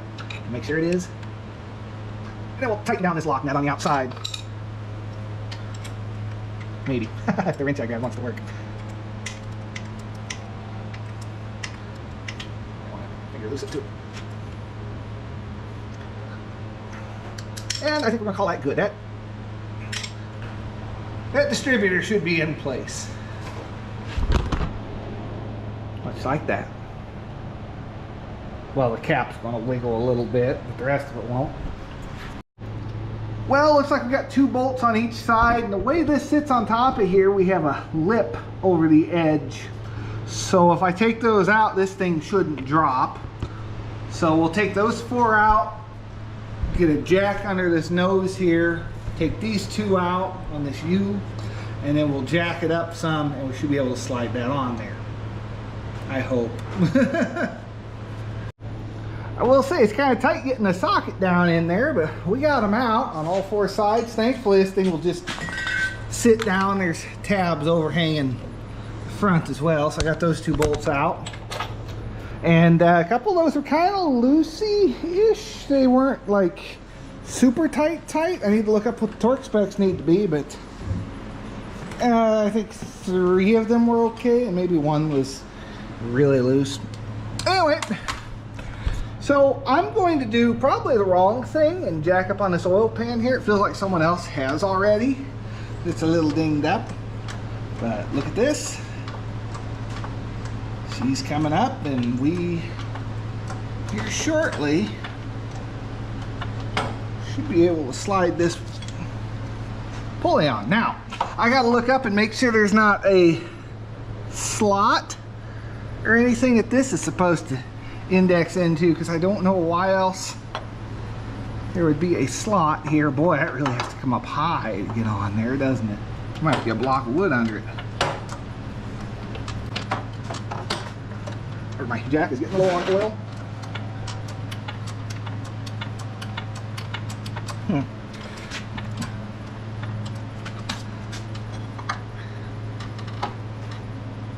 Looks like it should be enough.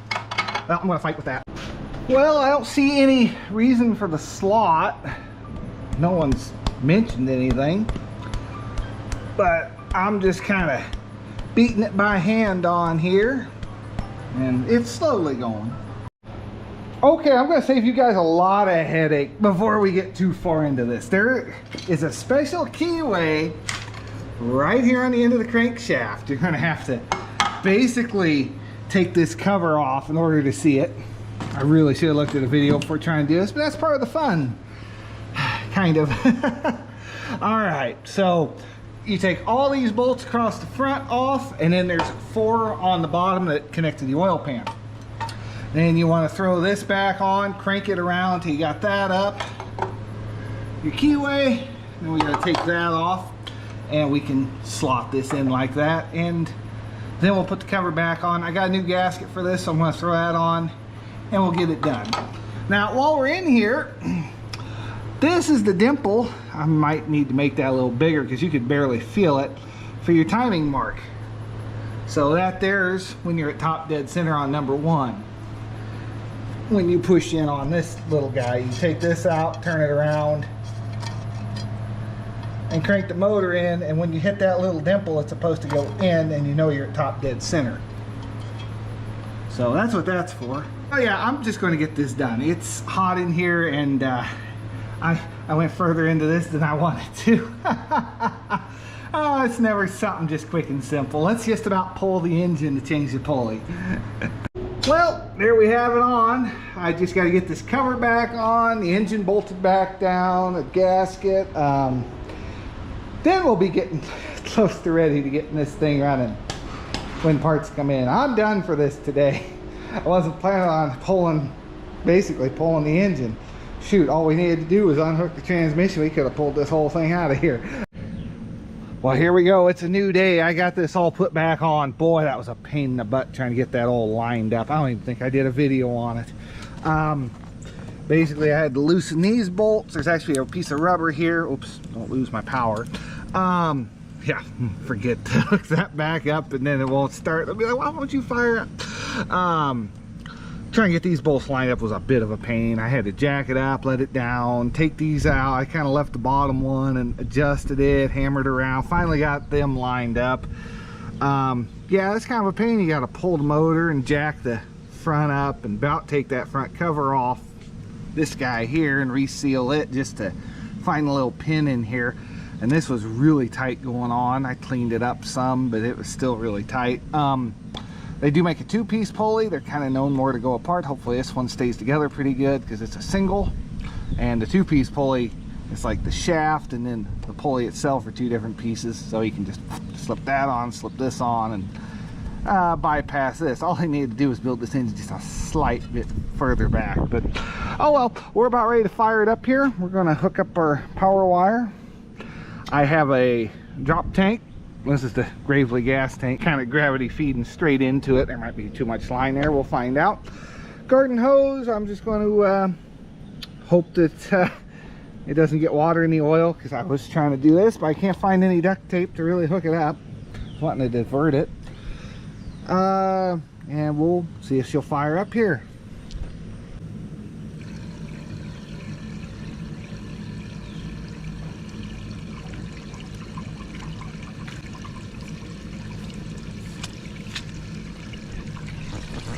Got water flowing through it.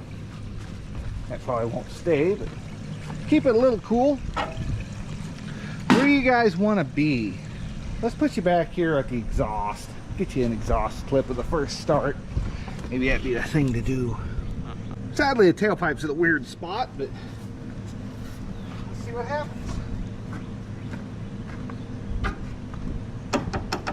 In neutral.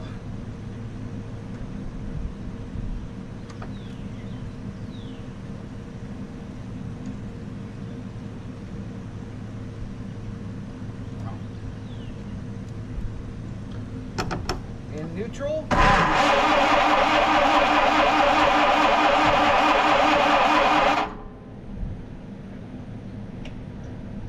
Choke out.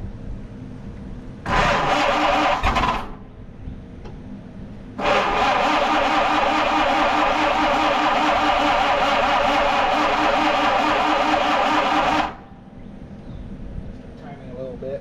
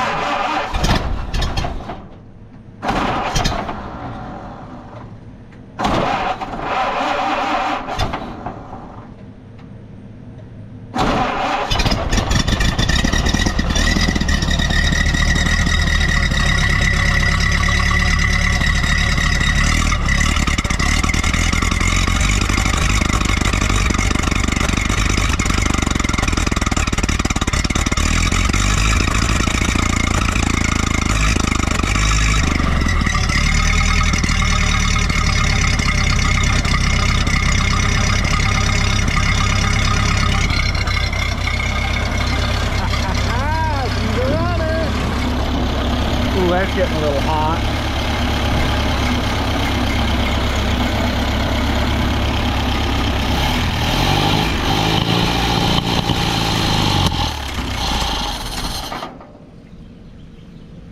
Uh-oh, killed it. Didn't like that. Not sure what happened.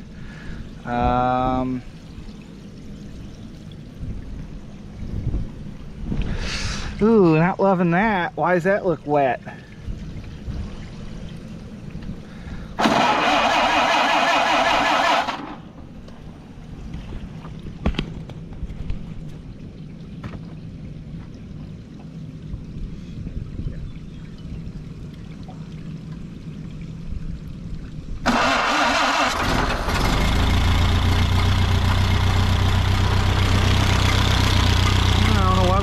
Gasket leak going on, unless it's just no.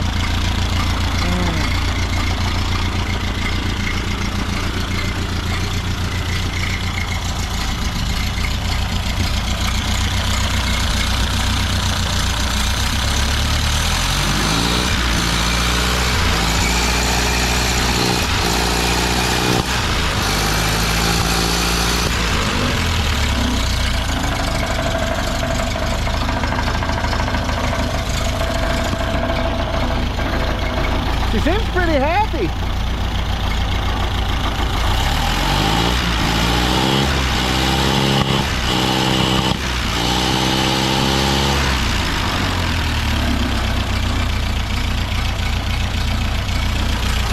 I got a little bit of an oil leak there, but that means we got oil pressure. I gotta get something plugging that up.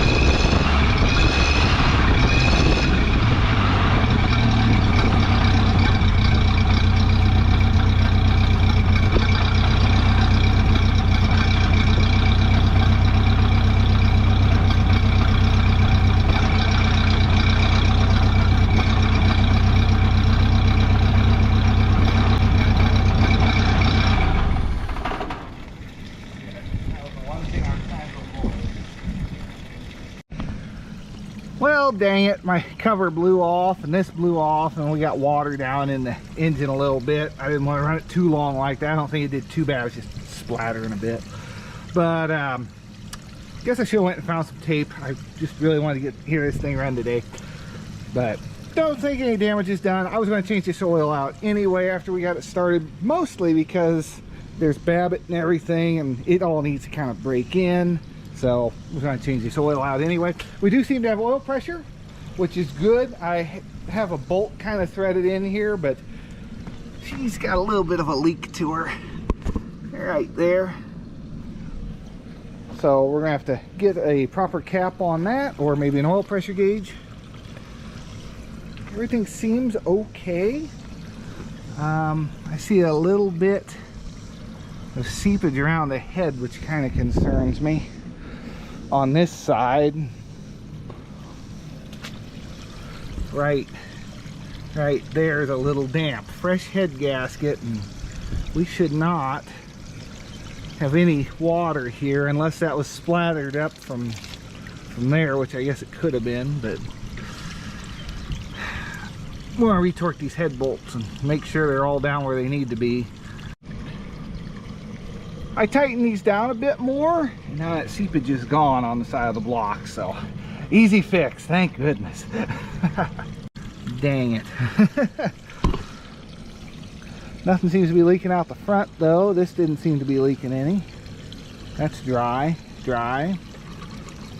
which is really good.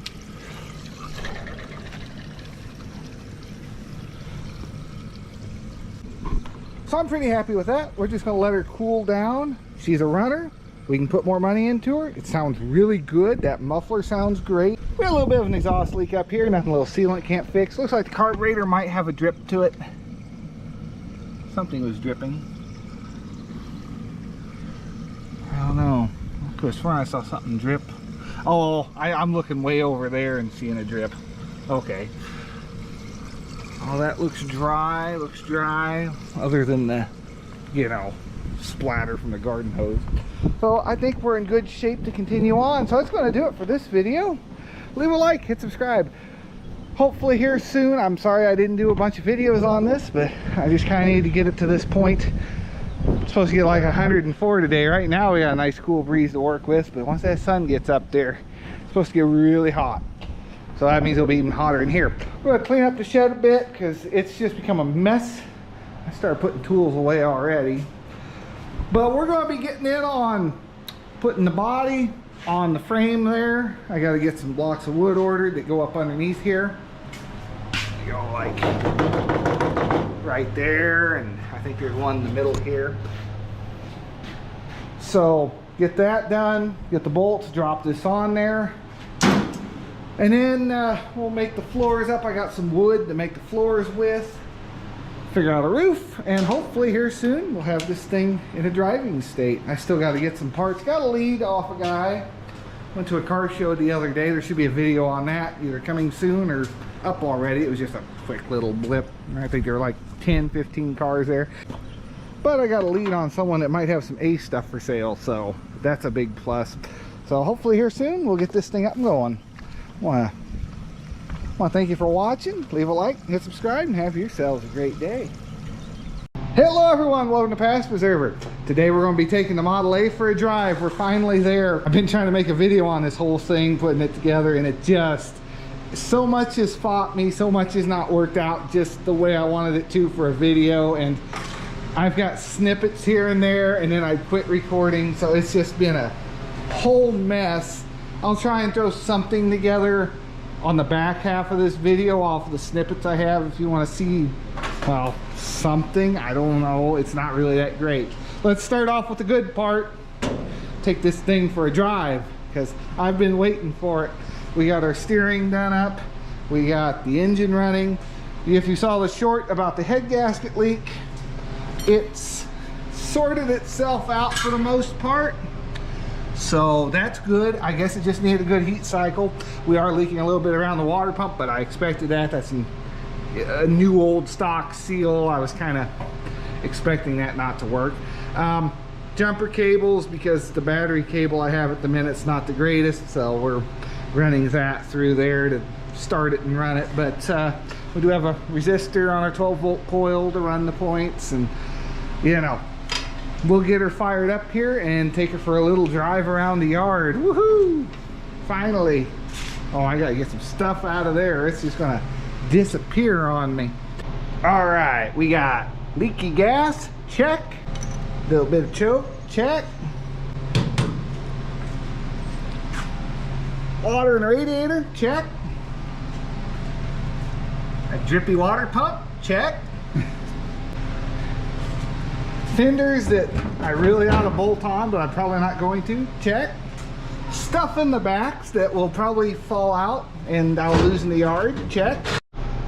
Oh man, I wish I had a different drop tank, but I don't. So key on, hit the button.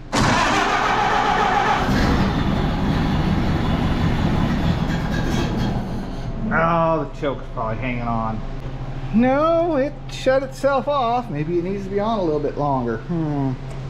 Now it's not letting me run. Why? Let's see here, neutral.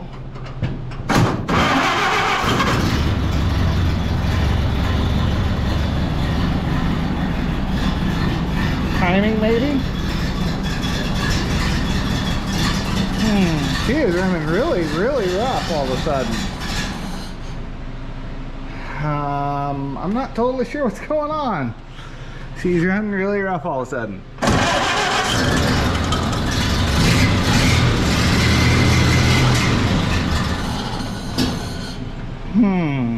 I almost felt like a timing issue.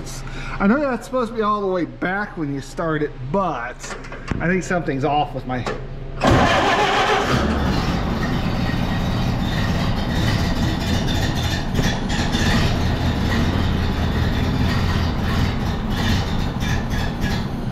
And well, I'm going to try and get it running and pull forward so I'm not choking myself out in here. Always something.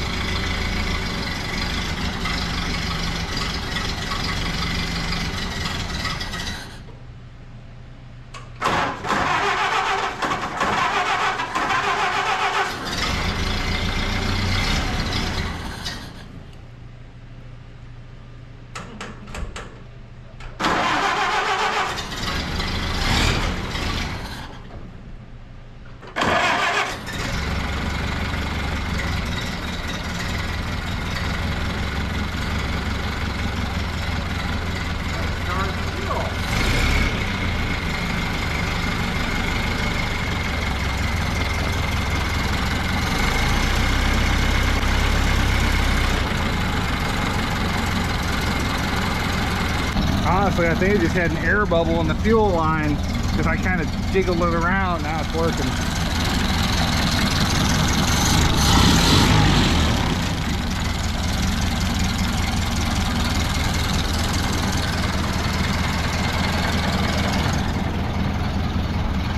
I don't know. We can give it a try, I guess. Ooh, that's a new noise.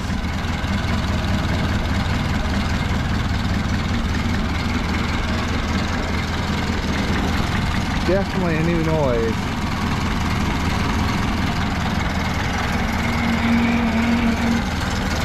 There's the water pump bearing going out.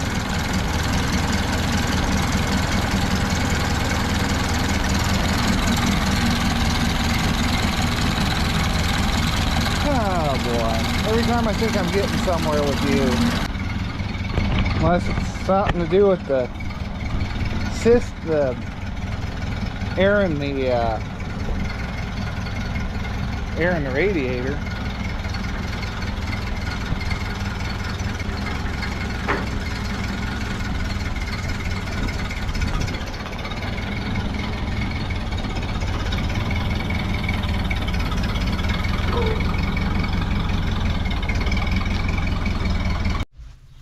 Well, let's see what happens.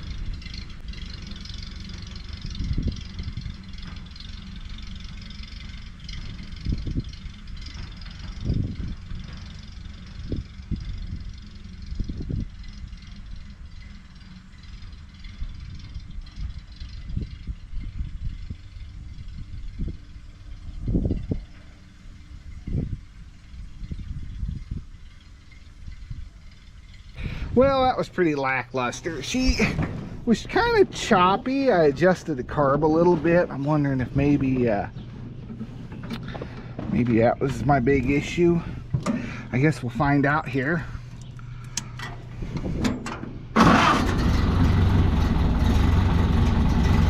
I mean, she still sounds a little uncertain about running.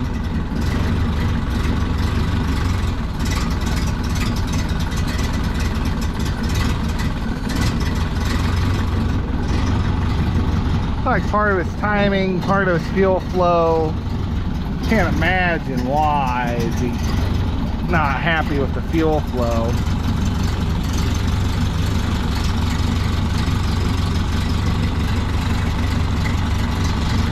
Well, throw her in first, see if we hit the house, huh? Try not to.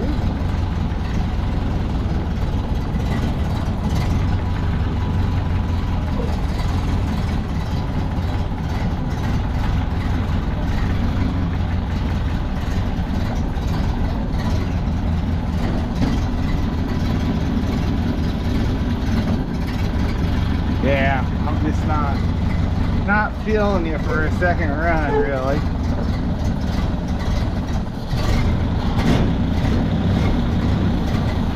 Yeah, even it's like, don't do it. All right. Well, take 3 on this. Messed up the first 2. This is where we run out of gas.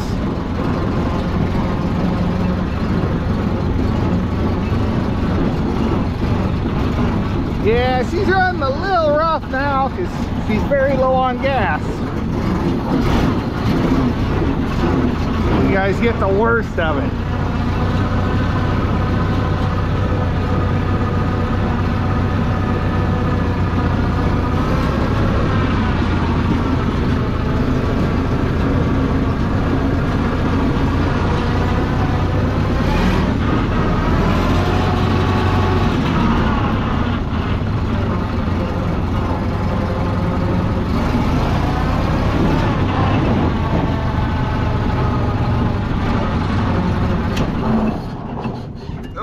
Oh, that was me. I knocked the wire loose. Whoopsie. But hey, she runs. Okay, ground's hooked back up. She should just... Yeah. Simple.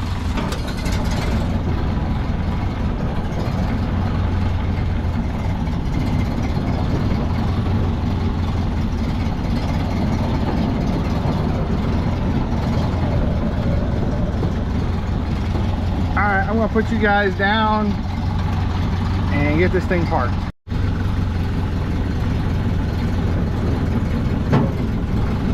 Try and get you guys some content of it driving around at least.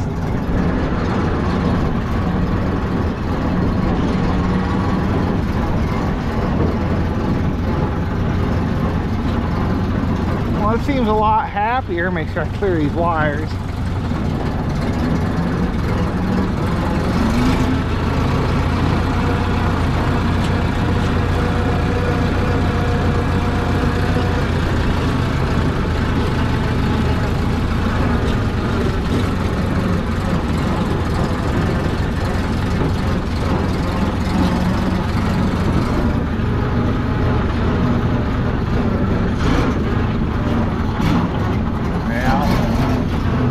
Getting low on fuel.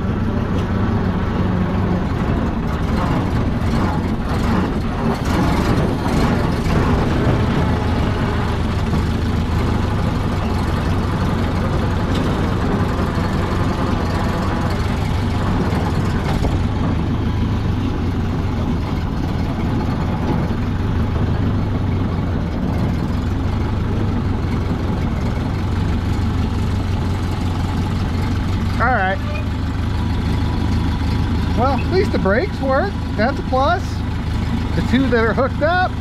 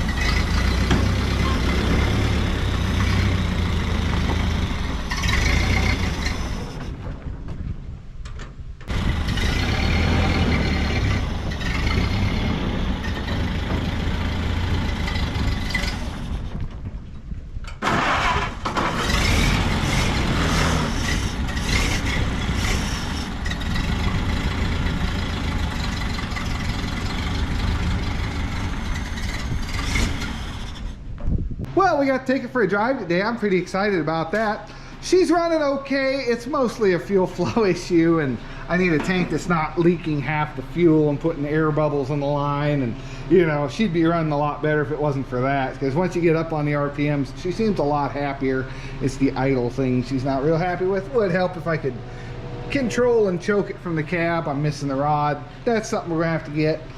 Need a radiator cap, because I'm glad I didn't run this very long, because as it was bouncing around I was getting water splashed in my face. Thankfully it was cool. Need to get a floor pan for sure, get that all buttoned up, get a cover over that flywheel. I should have had that covered up. Well, I have the cover, I don't have the right bolts for it, and the ones I have are too long and they were hitting the thing. Anyway, it wasn't working out. Need to make a roof yet. Still got a lot to do on this thing, you know. We're far from done with it, but it's pretty cool. We started earlier this year with just a frame, and we turned it into something we can drive around the yard at least. I don't know about taking this thing down the road just yet. We got a lot to do on that front. But proof of concept's there. She will run and drive. Yay, everything seems to work. Transmission felt like it shifted good. Clutch was letting out really nice. So all that looked really good. Everything felt good. The drag link, I don't know if you heard the popping going on. It's missing the secondary spring with cup. I ordered a drag link. It was a used one, and it had half of it. There was a spring and cup on one half of it, and the other bit was missing. So, oh well, it stayed on there. It did its job. We'll get one of those for it and rebuild it. We can buy a whole rebuild kit for the link. We'll probably just end up doing that at some point. Go up here and have a look. Yeah, my fenders held on. They didn't dent anything up, it looks like, so we're good on that front. For those that were worried that, oh no, those fenders will fall off. Nah, those are actually lock nuts I got on there at the minute. How's my water drip? Nothing. Nice. We will take it. We will take it. It's dry. Now we're dripping up there, of course. That noise we heard earlier, I'm thinking was something to do with the water pump making noises, or it could have been gurgling in the radiator. Yeah, it's a little warm. It definitely needs the hood over it to help move the air through and out the side vents instead of just, you know, wind going every which way. So yeah, I'm going to take this out. Got to make a roof for it. You know, there's just a ton of little things that need to be bought. Wiring harness and get the lighting all done up. I want to put turn signals on it, and you know, a second tail light, just so we're, you know, if I'm going to do dual turn signals, I might as well have dual tail lights on it and make it a little easier to see at night.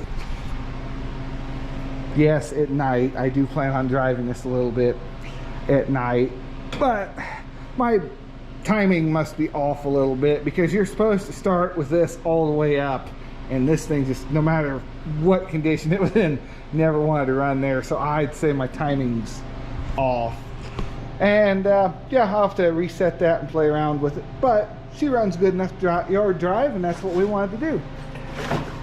So I think that's going to do it for this video.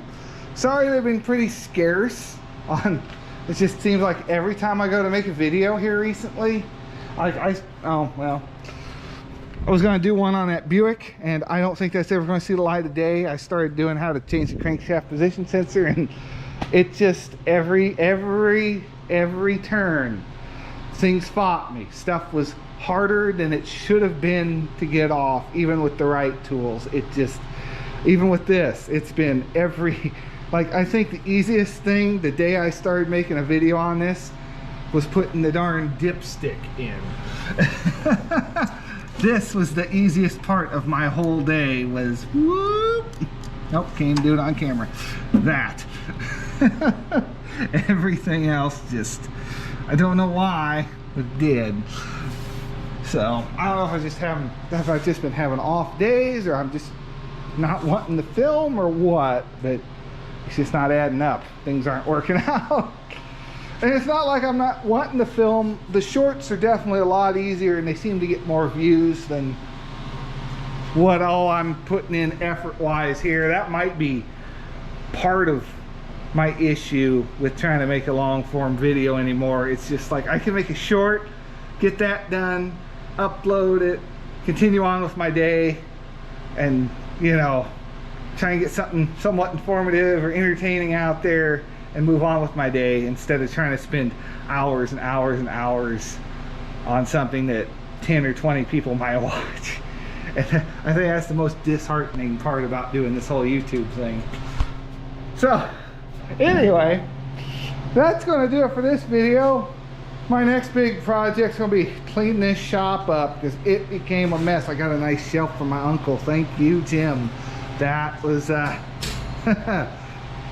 the mini fridge up here, got my generator we got going, and those shorts. I still gotta put another thing, and it's got a weird little shelf that pops off the side, and it's got another set of legs. So I guess the idea was to kind of interlock it this way. I don't know if I'm going to use that or not, but yeah, yep. So you got to deep clean this shop. It definitely deserves it. It's become such a mess, and I finally got to sweep the floors because I was leaving the floors dirty on purpose, because over here I've been painting, and if you get drips of paint and stuff down there, I don't know if you saw that drip of paint, but it just doesn't stick to the ground and keeps your concrete kind of clean. So I mean, it's messy, yes, but well, that I don't know if it's going to help it. Oh, see, even that, it really absorbed a lot of the paint and took it with it, so it's not as bad as it would have been. But yeah, I'm gonna deep clean this shop. That's before the winter hits. So there's the dash, the cage cluster. Did it in blue. Oh, got my work cut out for me on this bit. So I think we're gonna call this a video. I'll try and post, I don't know, the snippets of the good stuff, the best how-to stuff at the end here. I just don't know. It's such a it's such a mess, and I don't know where to start and stop. It's like there's no rhyme or reason to it, as big a gaps as I took in between filming. So we might just call this a video here, and we'll just say we got it running and driving in a little longer format video than a, shoot, I probably talked more than we actually drove it, huh? Well, here's a little bit of it actually just sitting and running for people who enjoy that. Probably gonna have more shorts than we are long form videos in the future, but till I at least start having a streak of good luck trying to film, because this thing has just been more, it's not something I'm familiar with. Like if it's a mower or something I'm more familiar with, I know what I'm working on. This I'm kind of learning as I go, and it's hard for me to teach. It's like I almost have to do it once, take it apart, and then show you guys how to do it. It's about how I got to learn this thing, and I just don't have the time or energy to do that. I want this to be a once and together and we're done with it kind of project, because it's a lot to do. So anyway, leave a like, hit subscribe, expect more shorts. I will see you in the next one. Enjoy the car running. Well, we made one rotation and we already got water leaking out of the water pump. Hooray! I'm gonna see if I can tighten that up real quick before we go too much further. Alright,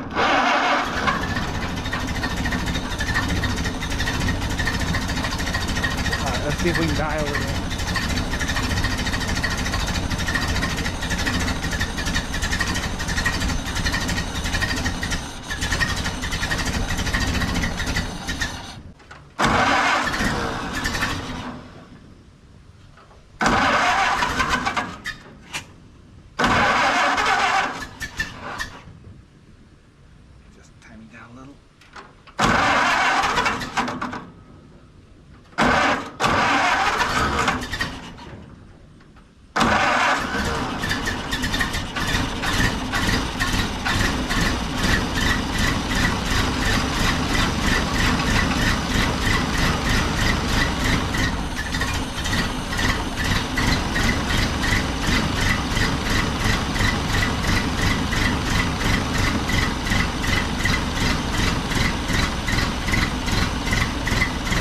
Get this thing dialed in. plate with it.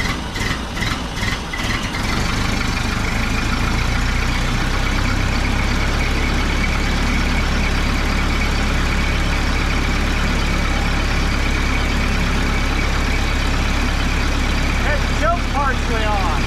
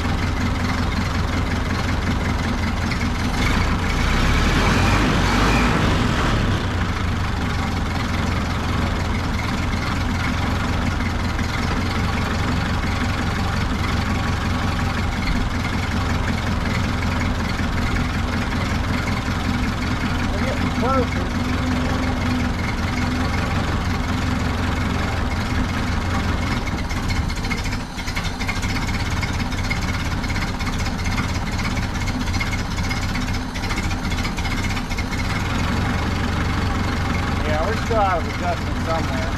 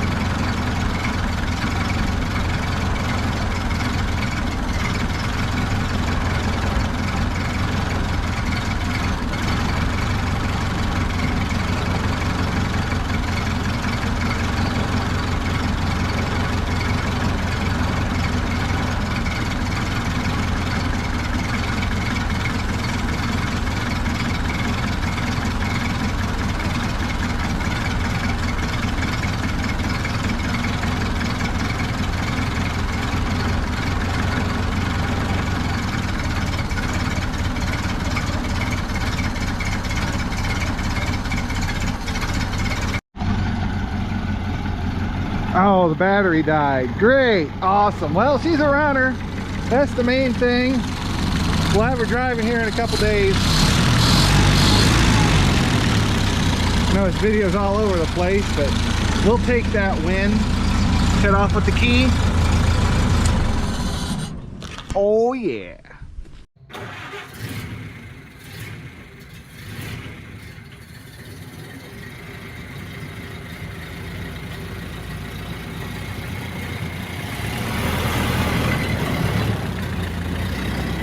this video, we're going to see about getting the 1930 Ford Model A running. She's been sitting for, well, since the last time we did a video on it. I'll put that here. Pretty much had to pull it out to get this big drill press drug back here. That was a chore. We're looking at a high-F Precision Machinery Taylor B202. There's going to be some videos coming on getting this thing up and running. She needs a couple little things done to her. Well, I don't think it's going to take too much. We're going to throw a little bit of water in it.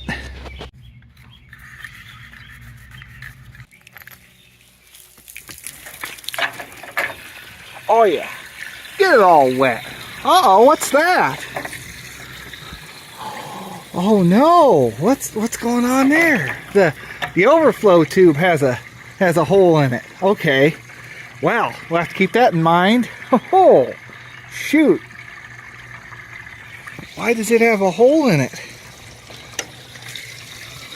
Yep, right there. We're gonna have to take some piece of rubber hose and clamp it over that. Oh man. Well, guess now we know, huh? All right, she's full. For a minute there, I thought we were gonna have to get a new radiator for it. Wait a minute, are we still leaking?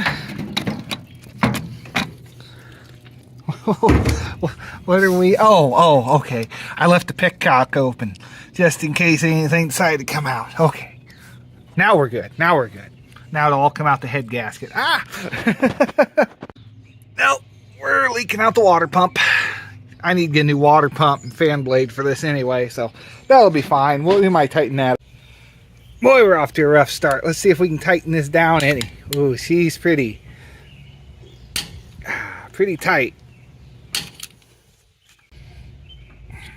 You know what? We can live with a slow drip. Let's go ahead and throw some fuel in it.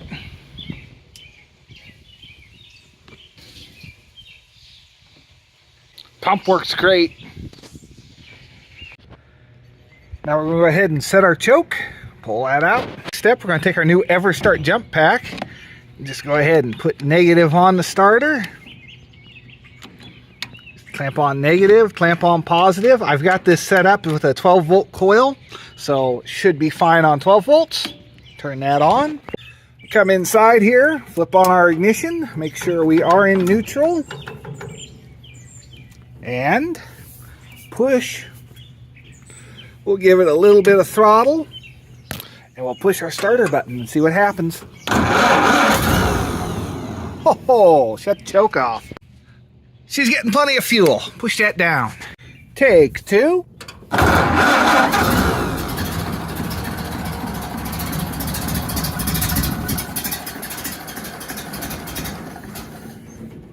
Oh, she wants to. She really wants to. Might have something to do with the timing too. Let me.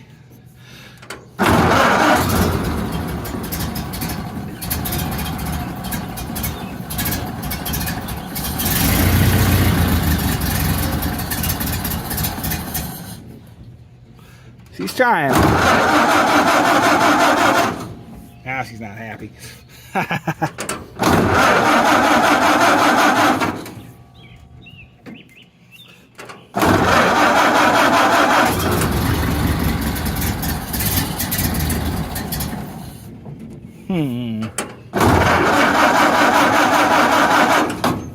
Now we got a battery in there. Let's see what we get.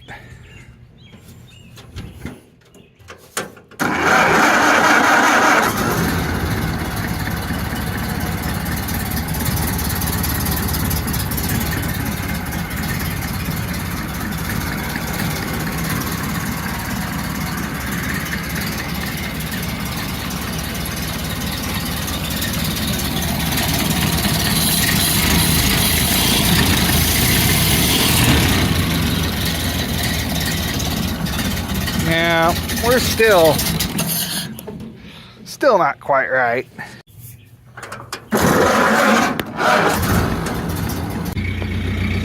Well, we got her up and running.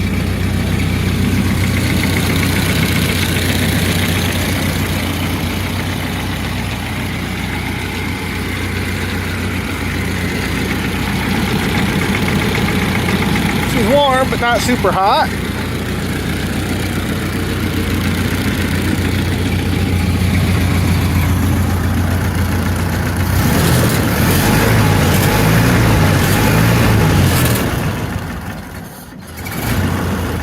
too much idle.